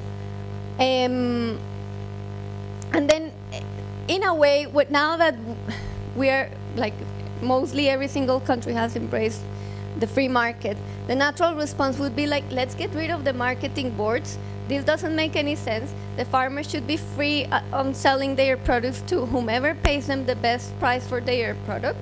And there's no need to keep controlling, or there's no need to keep those marketing boards in place. But then what Bates notes is that that would be problematic in terms of politics. Why is that? He says, were the governments in Africa to confer a price rise on all rural producers, the political benefits would be low. For both supporters and dissidents would secure the benefits of such measure. Meaning, if I introduce that free market policy, everyone will gain from that, even the people who don't want me in power. But I want to stay in power. So why would I do such thing? So instead of opening like this, what politicians are going to do is to basically try to cut the I'm like, okay, trying to provide subsidies and other ways of targeting your supporters, while you can discriminate in a negative way the people who don't want you in power, right? So they keep the prices low, and then they target supporters in a discretionary way. The conferral of benefits in the form of public works projects such as state farms, on the other hand, has the political advantage of allowing the benefits to be selectively apportioned. And again, this is something that he explains of how things happened in the 1960s, 70s, and 80s in Africa, but this translates to politics everywhere around the world. And when I teach my Latin American class, I always start with this book, because this book has this very powerful insight of how politics is at the core of economic outcomes.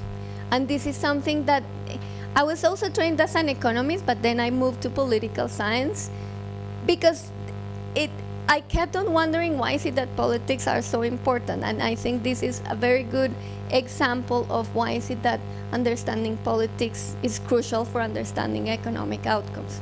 So I hope you join my force and think about and be suspicious. Yes, you have to be suspicious about politicians and why is it that they want to stay in power and what are the elements that they use to stay in power, because maybe that gives you an answer to the policies that you're analyzing or to the economic outcomes that you're interested in analyzing, right? So again, so they give public works to particular areas that might support me. They also give subsidized fertilizers, and they give it to the supporters, and they don't give it to the opponents. And basically, and the deep point of this is that the state exists, I mean, which is the contradiction. Like, supposedly the role of the state in any society is to provide public goods no matter what, right? But with using this way of discriminating people in favor of or against, you're forgetting about the role of the state, and the state basically becomes the politician distributing things for your supporters and taking them away from the people who don't want to, who are opposing the government. So what this book shows is that, or a lot of I think this is clearly maybe it's not as clear as it is stated in this slide, but all of this point is illustrated in chapter 3, where he says basically that the provision of public goods is not politically rational in this context, and because they cannot differentiate supporters from opponents.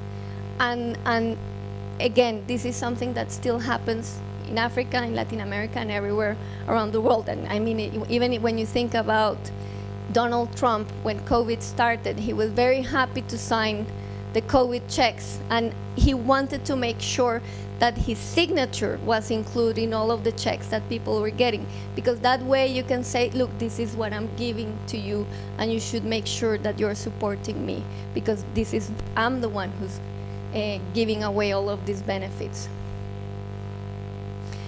Okay, and now it's Professor Robinson's turn. Yes, I like starting by talking about Robert Bates's book. It's a great example of looking at African materials and African evidence, but talking about social science questions of just complete generality. Why does public policy take the form it does, and why does public policy deviate from what, as public finance economists, we think of as being, the right type of policy or the efficient type of policy? And that's, as he pointed out, because the incentives of politicians diverge from the incentives of a kind of imaginary social planner that we like to posit when we talk about public finance or macroeconomics.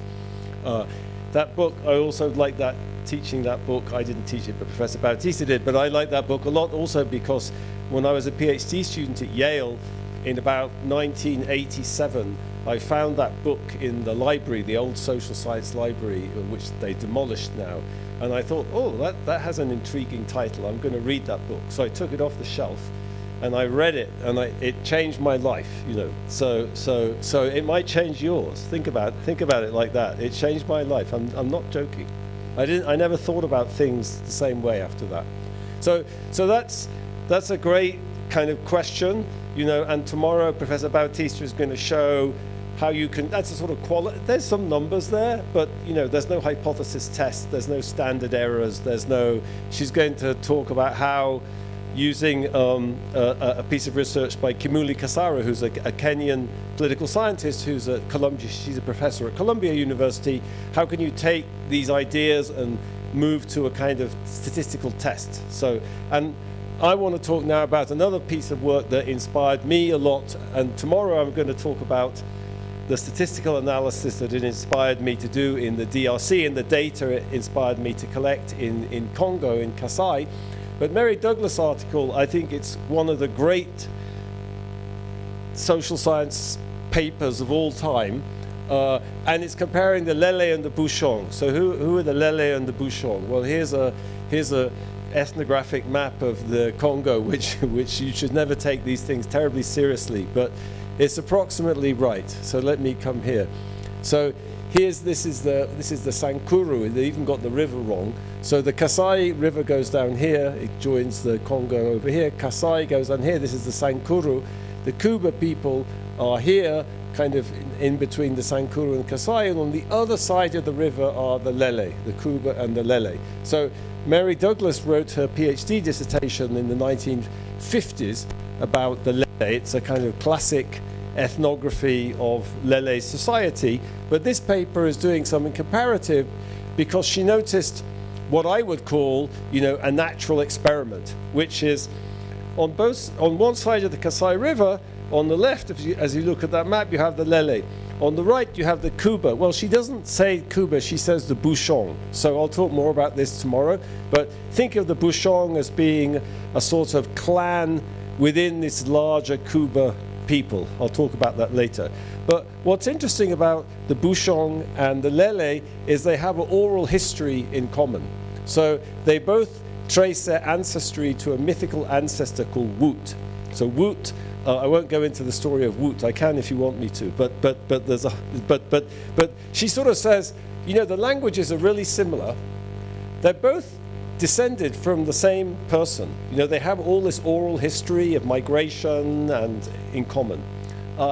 They're on either side of the river. They can see each other, you know. It's very similar geographically, but the Lele and Bouchon are separated. So this is what, you know, when we start talking about econometrics, this is like a balance test. You know, it's kind of showing that on many different dimensions and things you can observe, they're very similar, okay? The Lele and Bouchon are separated only by the Kasai River. They recognize a common origin. Their houses, clothes, and crafts are similar in style. Their languages are closely related. Yet, the Lele are poor and the Bouchon are rich. Everything the Lele have or can do, the Bouchon can have more and can do better. So here there's this massive variation in income levels, okay, or prosperity. And it's a puzzle because so many of these things are kind of similar, or you could say held constant. So what is the difference? So I'm sort of emphasizing here, you know, Mary Douglas doesn't say natural experiment, but in our language we'd say this is a natural experiment. It's a kind of, there's a source of variation. This is the sort of dependent variable. I'm going to sneak up to the independent variable. But the way she talks about it is there's kind of natural variation. It's sort of like an experiment also, where many things are held constant, okay? So what's nice is that, you know, as someone like me who did a lot of research on economic growth, is then she sort of says, okay, so the Bouchon are rich and the Lele are poor. Let's dig into that, okay? So if you knew something about the theory of economic growth, and I told you some society is rich and another society is poor, what would you say? Well, the rich society probably has better technology. It has higher total factor productivity if you've read the work of Robert Solow, or people are more educated, there's higher human capital, or productivity in other forms are higher, maybe capital inputs are higher, people work harder. Okay, and that's what she gets into. And the way I like to talk about this is, is based on the work of Douglas North, the economic historian Douglas North, when he was talking about these sorts of differences in income per capita. He sort of said, well, in the theory of economic growth, people talk about differences in income per capita in terms of the capital labor ratio or differences in total factor productivity. But that's the explanation for growth. The real explanation lies behind that. Okay, so he says factor accumulation. So what North and Thomas say, this is their book, The Rise of the Western World, the factors we've listed, innovation, technical change, total factor productivity, economies of scale, education, capital accumulation, are not causes of growth. They are growth. So what North was saying, I mean, this is a sort of rhetorical thing, but he was sort of saying, you can't stop there. Don't tell me that the Lele use worse technology. I want to know, that's true. I want to know why. Like, what is it about the society that leads that to be the case? Okay, so just as you might expect, if you were a growth economist, the Lele use inferior technology. They do not use nets for hunting. The absence of nets is consistent with a general Lele tendency not to invest time and labor in long-term equipment. Okay, so they use inferior technology. They use inferior nets for fishing. They have inferior tools for farming. Why? Okay, why?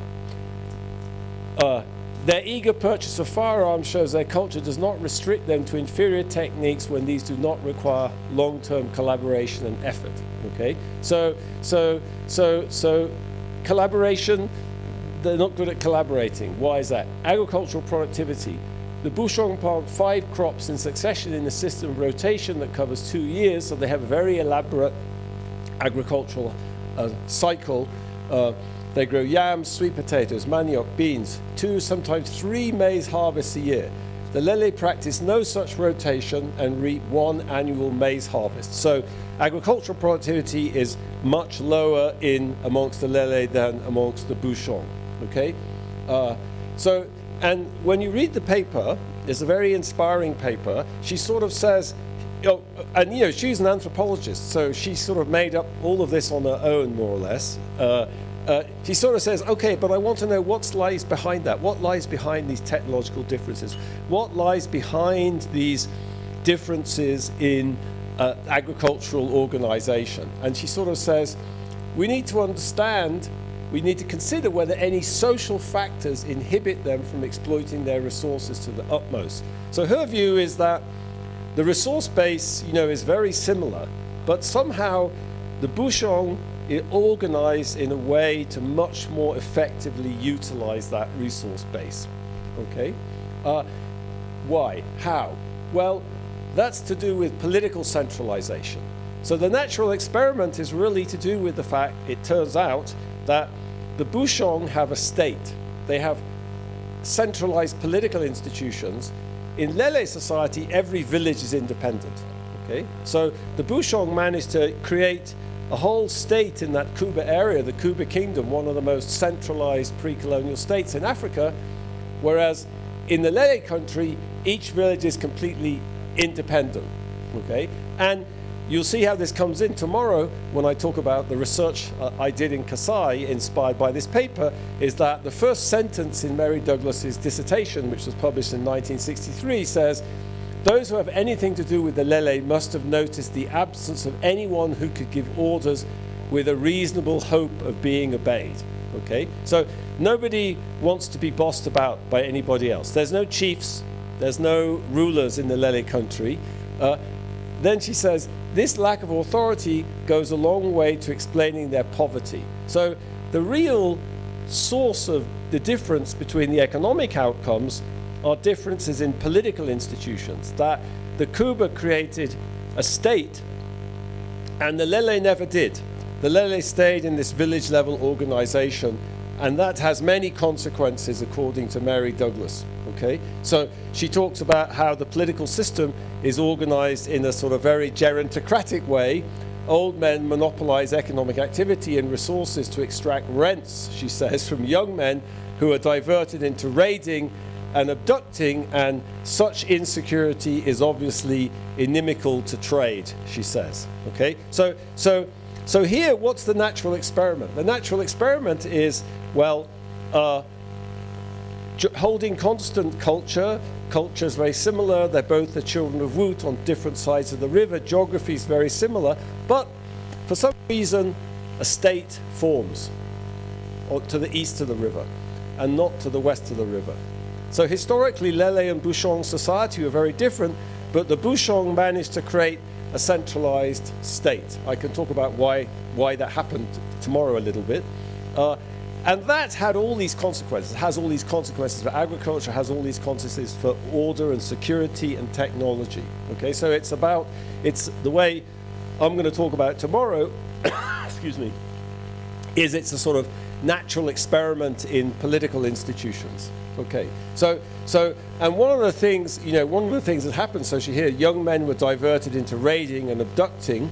One thing she points out, this is from her paper, is she talks about the period of full work. So in Bouchon, men go to work in the fields in agriculture at a much earlier age. They marry at a much earlier age. Lele men marry and start working in their 30s, and they also retire earlier, because when they retire they become elders, and whereas the Bouchon retire later. So part of the reason is the Bouchon basically over their whole sort of life cycle put work much more in agriculture. They start work earlier and they retire later. Sounds terrible, you're all thinking. I like Lele society, if you're a man, we can come back to that. So this is the diagram. I like this diagram. It's so crazy. Even at the World Bank, you never see anything quite this crazy. But this is just sort of trying to, there's some discussion of geography, but she doesn't really take that seriously. Different techniques, we talked about that, and here she's talking about the weak authority structure, the Lele importance of seniority, polygamy of old men. So in Lele society also, there's much greater incidence of polygamy, and young men, prolonged bachelorhood and delayed responsibility. So she sort of points out that young men are somehow infantilized by this social equilibrium. There's insecurity of inter-village warfare. So this just sort of sums up some of the things I had on the slide. Okay, don't take that too seriously. Okay, so it's a natural experiment, because it's just a case study. It's like a case study of two societies. There's no systematic data, but it's a great question, and there's no reason why you can't take, as I'll show you tomorrow, there's no reason why you can't take something like that. Just one side of the road is different from the other side. Why is that? What's the explanation for that? Sort of what she was doing, and then tomorrow I'll show you how you can take that and actually turn it into an empirical study. Okay. All right. I think I've talked about that. Okay. I could say a little bit, just preparation for tomorrow, and just to try to emphasize the causal connection between political centralization and prosperity. So why is it, that political centralization caused prosperity? Well, Jan van Sina, who is a great historian of Central Africa, actually wrote a book about this, The Children of Woot. The Children of Woot, remember, Woot was the mythical ancestor. I'll talk about the Children of Woot tomorrow, but the Lele and the Bouchon both trace their ancestry, this mythical character, almost certainly mythical character, Woot. And what van Sina showed is that, in fact, there was a direct connection between the emergence of more centralized political institutions and higher agricultural productivity. So King Sham was the person, sort of the political entrepreneur who created the centralized state amongst the Kuba people. So remember, the Bouchon were part of this wider group of Kuba peoples, and at that time there was all this innovation. The agricultural economy was completely reorganized. He also outlawed polygamy, so he introduced monogamy in Cuba society, and the innovation of double, triple annual harvest of maize actually dates back to this period, which Vansina calls the Age of Kings. So the historical evidence suggests exactly that these differences, for example, in the agricultural harvesting, agricultural practices relate to innovations that were created by the government, by the state, okay? The whole agricultural calendar had to be reorganized, including the division of labor by sex, okay? Men had to work more in the fields. The age of marriage was lower, bringing young men into the agricultural labor force, because young men didn't work into the fields until married, okay? So why did the government do that? Why did they reorganize the economy like this, the agricultural economy? Because they wanted the output. They wanted to tax people. So they introduced a system of taxation as well. Okay, so I'll talk more about this tomorrow, but just to say what the historical evidence suggests is that there's really a causal connection between the creation of these political institutions and these economic outcomes that Mary Douglas was talking about. She sort of notices the correlation, but she didn't know the history as well as Vansina did. Vansina, you know, spent many years kind of collecting oral histories in that part of Congo, both by the kind of official historians of the Kuba Kingdom. I've actually been to the capital, Mushenge, you know, and met with the king and the traditional historians. So they have a very elaborate traditional history of the kingdom, you know, in the same way as in Buganda, you know, all the states of southern Uganda, there's very elaborate histories, court histories of the kingdom. And that's what you have. But he collected ordinary kind of oral traditions in many parts of that country. Okay, so just as Professor Bautista was talking about, you know, how this is about the politics of public policy, here this is a statement about how political development of political institutions transforms the economy and productivity, you know, in just this part of Africa. But as I say, you know, I think like the way you should think about this paper when you read it is, you know, it's posing a fundamental economic question about differences in prosperity. It's relating it to factors we know from the theory of economic growth to be important, and it's digging behind that, you know, into what North called fundamental explanations and saying, you know, why is technology so different? Why is agricultural productivity so different? And that's a sort of deeply political explanation in the same way as Professor Bautista was talking about this deeply political explanation of public policy with respect to agriculture that Professor Bates was talking about. Okay, great. And I just wanted to say, while Professor Bautista is coming, about Tony Killick's book. You know, so Professor Bates more or less dismisses the idea that the incentive to tax farmers was to industrialize. But actually, we know that many African leaders were seriously interested in industrializing in the 1960s and 1970s. President Nkrumah certainly was. President Kaunda in Zambia certainly was. There was all sorts of industrial policies and industrial projects and innovations. But to my knowledge, there's never been a serious empirical paper about that. You know, so if you look at the slides, there's a book by Tony Killick, a great friend of the AERC, who used to come to AERC conferences regularly. He wrote a book in the 1970s about Ghanaian industrialization, but I think a fascinating empirical, I know there's no Ghanaians here or online, but a fascinating empirical study would be to try to get information from the archives about all these different types of projects and investments and plants, and you know that they started to build, and try to understand why that didn't work. Okay, Ghana didn't industrialize, Zambia didn't industrialize. You know, but why didn't that work? You know, I don't think we have a deep understanding of what went wrong and why things didn't work. So Killick says, yes, it's about politics of the sort that Professor Bautista was talking about, but it was also about something else that we'll talk about, which is very kind of a big thing, you know, if you study Africa nowadays or in the political economy of Africa, which is the capacity of the state. So you know, many people are interested in developing the capacity of the state. The AERC is very interested in the capacity of the state to tax, for example, to generate fiscal resources, and we'll talk about that next week. And Killick talks a lot about the state launched these ambitious policies, but they didn't have the capacity to do that. So how do you develop capacity, and how to study capacity and the variation of capacity? So. Yes, sorry, she's much better at asking questions than I am. I tend to just hold forth, you know. And you're all shy, and I'm shy, I'm very shy. I may not look it, but I am, yeah.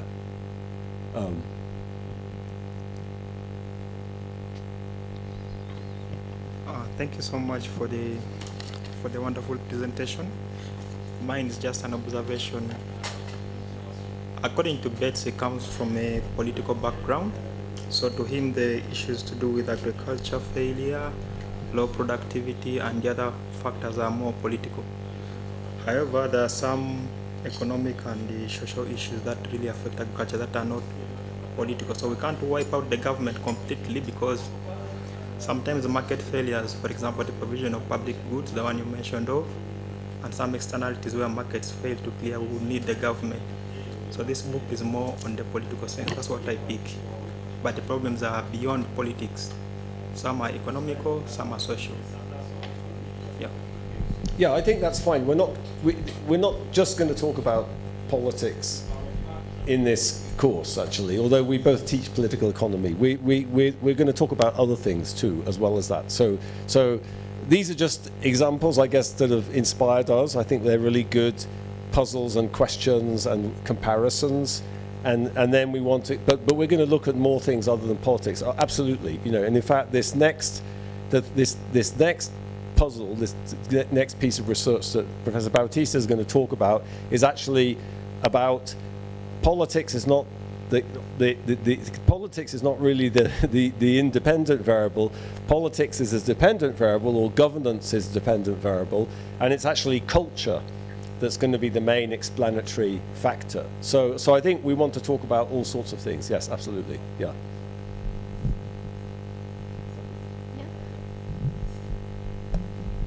Okay, so okay,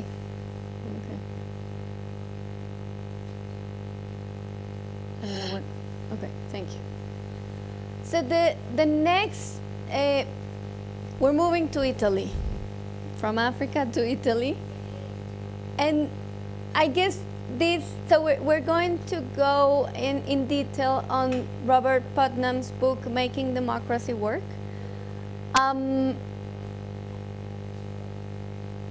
I guess the interesting point that we want to make there are lots of interesting points that we want to make with this book, but I think in particular it's interesting to understand the variation that even within, I mean, we want to highlight how, I don't know what happened here, how, okay, got it. So this is Italy. It's a very small territory when you compare it to any African country. But what is fascinating is that he studies in detail the variation in terms of different independent and dependent variables in that territory. So I guess this is an invitation for you to think like about how Africa also varies in lots of different ways, and how is it that we can exploit that variation in order to offer an explanation to any social phenomenon that we would like to study. So one of the things that he noted or he describes how he notes that there are lots of differences in the way Italy is that there's a stark contrast between the way Milan, which is in the north of Italy, or not only Milan, but in general, like cities or regions in the north of Italy seem to be more modern than the ones that you have in the south of Italy.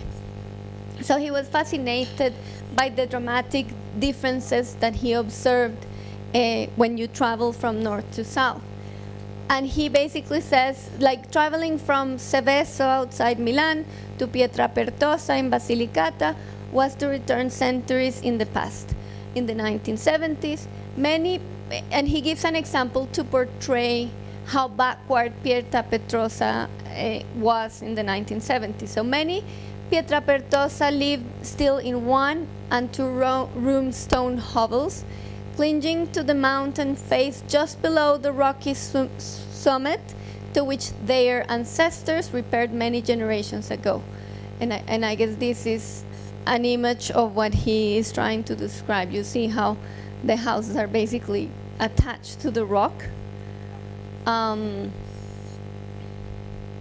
Nearby farmers still threshed grain by hand, as Mediterranean peasants had done for millennia. Transportation was provided by the donkeys that shared their rocky shelters. For much of the village, the absence of running water and other public amenities remained the most pressing problem, as it had been through much of Europe 3 or 4 centuries earlier. So obviously the opposite was what he observed in the northern region of Italy. There he observed a modern, I guess, much broader public good provision. So the question is like, what? And yes, and more industrialized. So the natural question is like, what explains these differences in between the north and the south of Italy? In the same way, I guess we're posing the question for the Lele and the Bouchon. So he describes how in Seveso, which is at the north of Italy, Lombardy is one of the richest and most industrialized parts of Europe. And the way he wants to offer an explanation is by saying that the differences are on the way the government works in the different parts of Italy.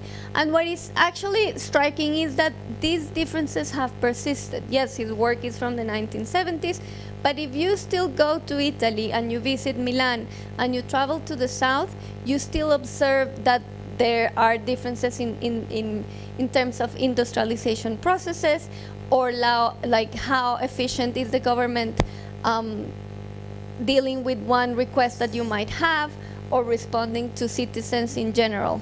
Or like museums are never open in the south of Italy, you are told, while everything is very prosperous and very similar to other regions in Europe that also have better economic performance outcomes. And then again, he contrasts these outcomes in the north to the south by also including an aspect that we haven't looked in detail, but it's part of the explanation that he offers in order to try to, meaning the main dependent variable, or the research question is like, what explains the differences between the north and the south in terms of industrialization and prosperity? And he basically offers it by thinking about how the way the government works.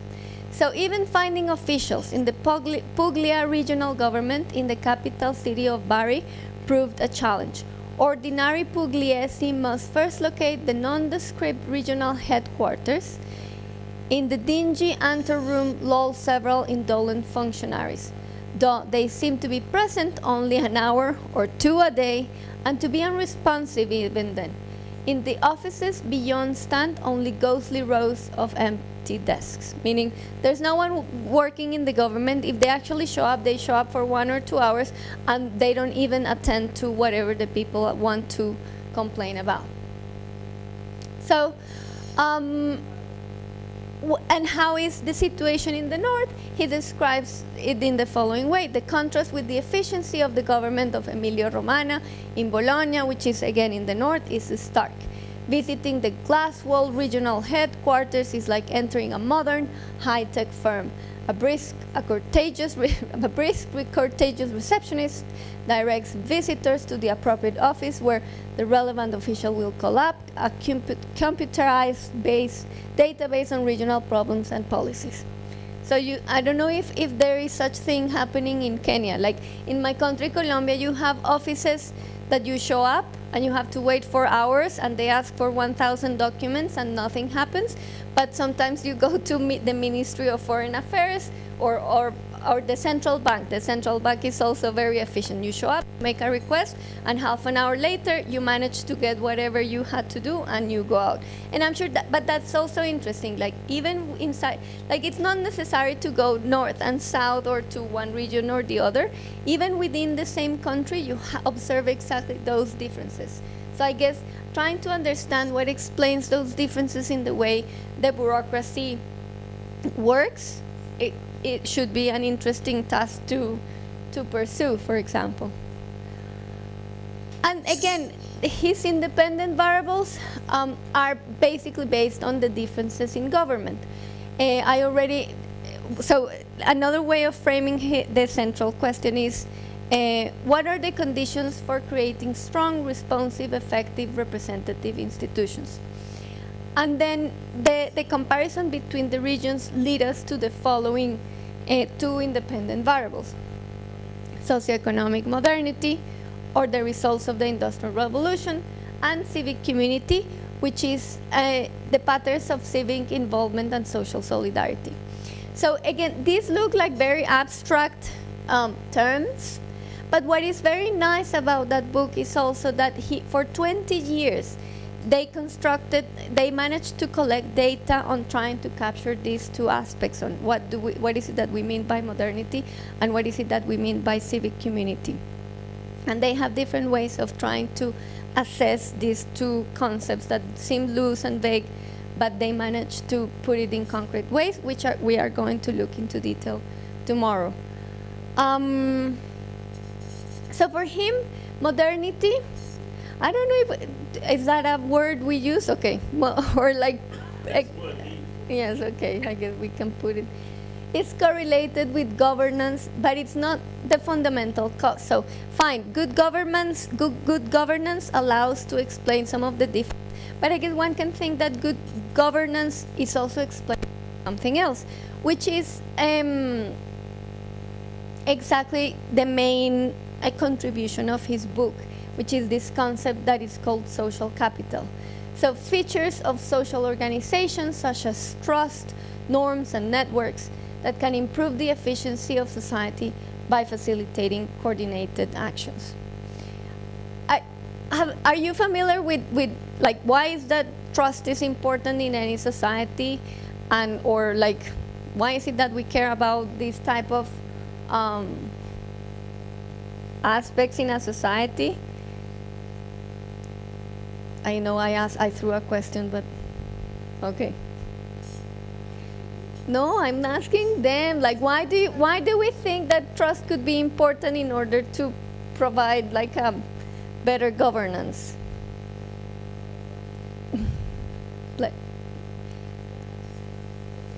Yes, please.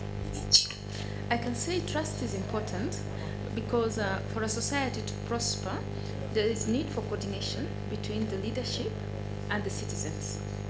In a country like let me use Kenya for example, if we feel like the government won't use the resources well, people might not want to pay taxes and we shall have issues. So, but if we trust that the government utilizes our resources well, we shall be willing to actually pay taxes without evading the tax officials. That's an excellent example. So that's one level of trust and why it is important. How much citizens trust their governments, how much citizens trust their police, but also another aspect of trust that is crucial is how much do you trust the person that is sitting next to you? How much do you trust your neighbor? How much do you trust the school teacher who is teaching your children?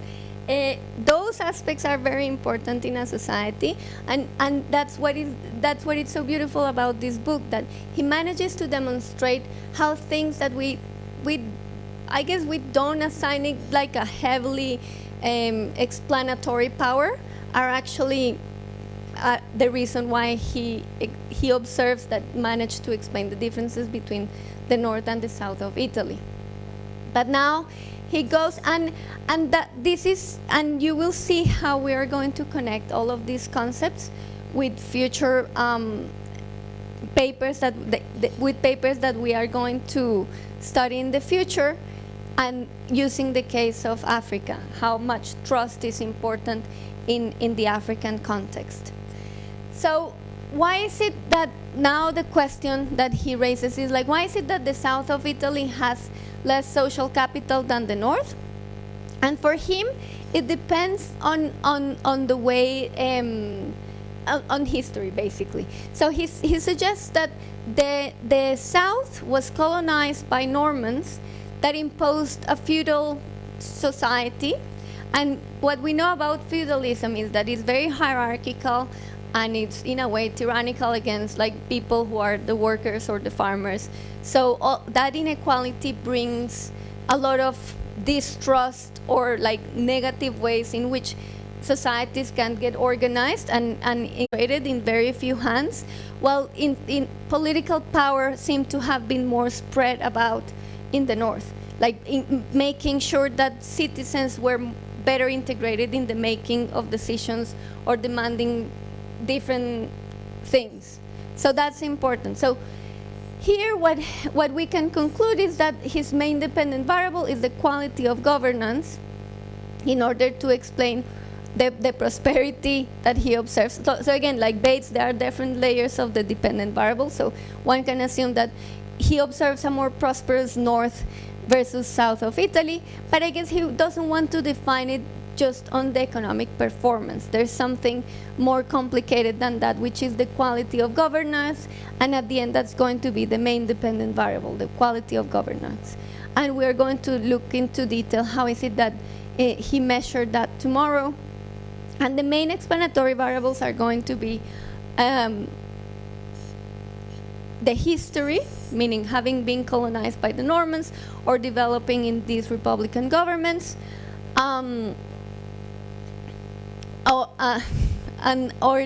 exactly whether it belonged to a medieval society, and the social capital measurement that we're going to discuss also tomorrow. The amount of trust, the way the norms are set or negotiated, and the type of networks that you end up in a society. So these are all going to be outcomes of the way history is important, explaining that first independent variable. Okay, so I think we should go to the break, or do you want to say anything? Yes. No, I just wanted to say a few things to just kind of, I think one thing we'll try to do in the course is relate the papers to each other and show how the different papers pose questions about the papers that we've already seen. So, for example, one of the things which is interesting about Putnam's study is that, you know, political institutions are the same everywhere in Italy. So when we talked about Mary Douglas, on the one side of the Kasai, you have very different traditional political institutions on the other side. So there the variation is in political institutions. But in Putnam, he deliberately says, oh, no, the political institutions are all the same in Italy. So that can't be what causes the difference between the government in the north and the government in the south. It must be something else. And that he calls social capital. And social capital, as we'll see tomorrow, is connected to, you know, the way society works, the way people associate, the way people collaborate together, and that affects the accountability of the government. But if social capital is about the way people collaborate and work together, you know, if you go back to Bates's study and you ask, you know, what's the difference between the cocoa farmers in Ghana and the coffee growers in Kenya, he says it's about farm size and the collective action problem.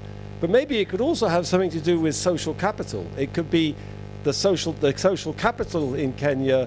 There's more social capital in Kenya than there is in Ghana. Okay, so that Bates doesn't talk about that, but Putnam's work makes you go back to Bates and think maybe he missed something important there. You know, maybe there's other differences that are just as important and which he didn't really study. I think in the context of this class, you know, or what we're going to talk about also, I think one of the things that I find sort of fascinating as a social scientist studying Africa is exactly about society and about the way society is organized. And that has been very little studied by economists. You know, let me give you an example. Professor Bautista and I, a few years ago, we were in Uganda, and we went into the Buganda Parliament. You know, when you go into the Buganda Parliament, they have all the clan totems. You know, they have the symbols of the different clans, clan identities people have. So you don't have clan identities in Western society, you know, but clan identities, I don't know how important they are in Africa today. That seems to be very different depending where you are in Africa, but that's about how people relate to each other and how it's an element in what I would call social capital that Putnam can't even think about because you don't have clans in Italy. You know, so there's something very African which is about the way people relate to each other, about how they cooperate, you know, norms of hospitality or helping, reciprocity, that maybe helps understand these differences in social capital and collective action. And so I think I just wanted to say there are all these connections between the papers, I think, in our minds. It's not a coincidence that the three papers are put together. When you start thinking about them, you know, you see kind of connections between them. Was that useful? Yeah. So I don't know what we should do now because we could I don't know, we could stop and have tea or chat and get to know each other better. Even if it's just 10 minutes. Okay. If there is tea, I don't know. Is there tea? I don't know how that. I was trying to encourage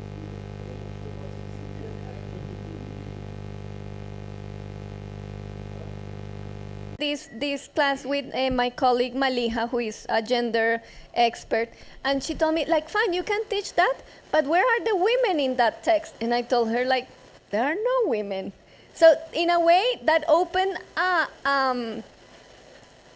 research opportunity, like research questioning opportunity. And I'm going to show you how is it that you could, I mean, this is work in progress. We still have to write this paper, and hopefully one day we will. But I'll give you evidence on why is it that we can add to the Bates question with another question, like where are the women in Bates' argument? So if we look at the evidence that is offered by Boserbs, who is a feminist scholar in her work, Women's Role in Economic Development, we see, well, we didn't add the tables, I guess. Well, she says basically, often men apply modern scientific methods in the cultivation of cash crops, while their wives continue to cultivate food crops by traditional methods. Thus, in the course of agricultural development, men's labor productivity tends to increase, while women's remains more or less static. The corollary of the relative decline in women's labor productivity is a decline in their relative status within agriculture, which again, this adds to, I guess this adds another shade of complication into the collective action problem, right? Because now not only we have to think about how is it that peasants have to coordinate, but also if we include the gender aspect of collaboration, it will become even more complicated. And why is that? Because women have interest not only growing the crops themselves, but they are also the big, people who run the trade and the markets in Africa. Who are they? Women, right? So they are going to have interest on both sides. Not only they want to sell their crops at the higher prices, but they also want to make sure they get benefits from the subsidies that the governments offer in the cities where they are trying to sell all their products. And here is a table that shows the participation of women in Ghana, for example, when it comes to farming cocoa. So we see that it's not, so we see number of independent farmers, male 163, female 104. So it's about 35% of the total of number of farmers, even though they might have a less number of farms, but they are still they are in the picture. Why is it that we're ignoring them? I already said this. So the first reason why they could add more complication to the collective action problem is what I explained. So the role of women decreases, or the status of women decreases once men are the ones that are more actively producing the particular crop, and then they won't be wanting to collaborate with men as within the cocoa farmers. Then if they also dominate trade in Ghana, they also want to make sure that their product is sold in the markets with higher prices so they can benefit from those subsidies.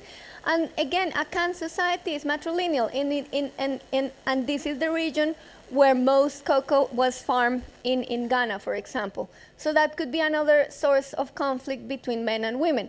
And the reason is, again, explained by... I'm going to skip because we don't have time. Maybe we can go through this slowly. But, okay, and maybe I'm not going to show anything else because that's it. But I guess the point of this discussion is to illustrate, like, whenever you read something, there's always a research question that is waiting for you, and to raise issues that like for you are obvious, and you as Africans, you know better African societies than all of these scholars who pretend to know African societies. So you can respond like, but where is the role of this, and what is the, I don't know, what the impact of blah in blah. I think that, so this is one example, but I think you want to throw other type of questions that we should, no? That's it? Okay. So we have 1 minute, 4 seconds. Yeah, I think the point here is that, you know, this is just to say Bates has this explanation. There's a great puzzle. He has this explanation about farm size and collective action. Great. There's no test of that. What this shows is that, well, actually, there's lots of other things that are different about Kenya and Ghana that might actually be relevant for explaining this puzzle. So this is like when you think about women, where are women? Well, but women are so dominant in trade, in agriculture. Why wouldn't women, and maybe women have different preferences from men. We know from a large literature that that's the case, that women do have different preferences from men, and they have different interests here. If you're selling in the market in Accra, this is Makola Market in Accra, you have different interests from men who are not selling in the market but just growing cocoa. So I think this is just to say, there's lots of sources of variation here. There's lots of differences between these societies that Bates didn't think about. Just think of traditional political society. You know, the Akan were unified in this dominant centralized state, you know, the Ashanti kingdom. East African society, you have nothing like that. Political organization is very different. Does that matter? I don't know. I'm just saying it's a different. Colonial administration was completely different. The organization of colonial administration in Kenya was completely different from the organization of colonial administration in Ghana. Does that matter? I don't know. It might do. Worth thinking about. So just thinking about variation, that's what this is about. I think, you know, so that's just, yeah. Thank you. But I don't think we have anything else to say. I mean, yeah. Yeah. If there's questions. So tomorrow we're going to, yes, please. Thank you. I think I've really enjoyed the introduction part of it. It's a very refreshing way of looking into economic questions and economic issues.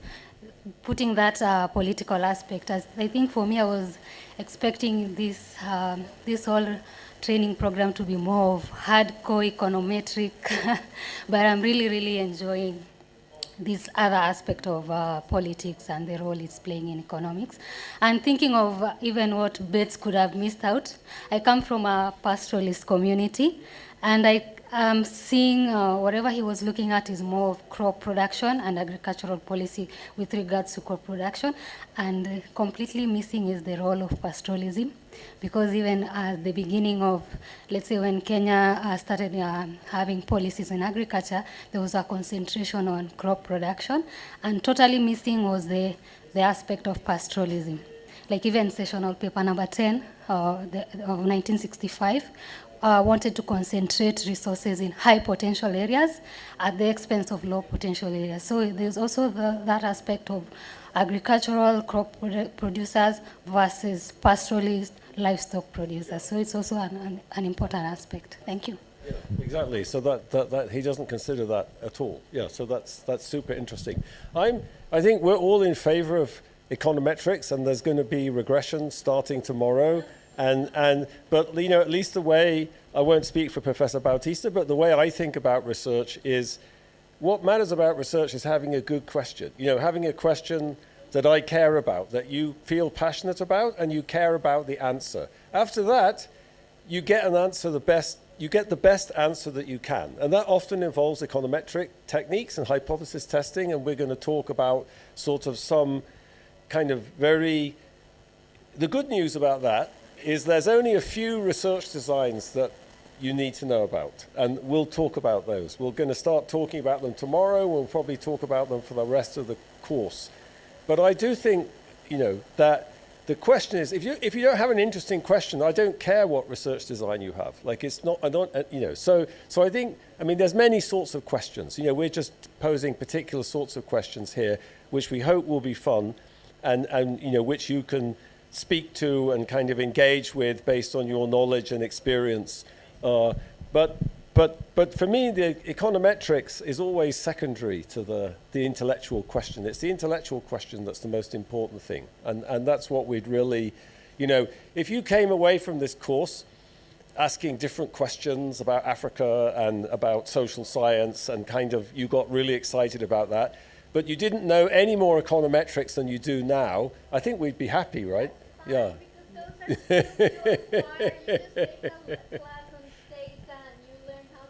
Yeah.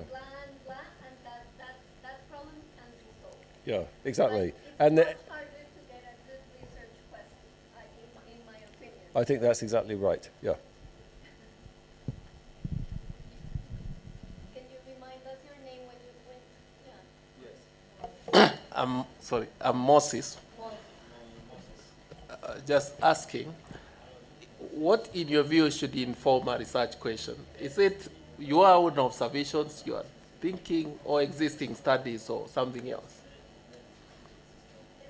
I guess there are different ways of coming up with a question. So we are illustrating how we can react to classic tests that produce a provocative question at the time they are produced, and they show an answer to what they want to study.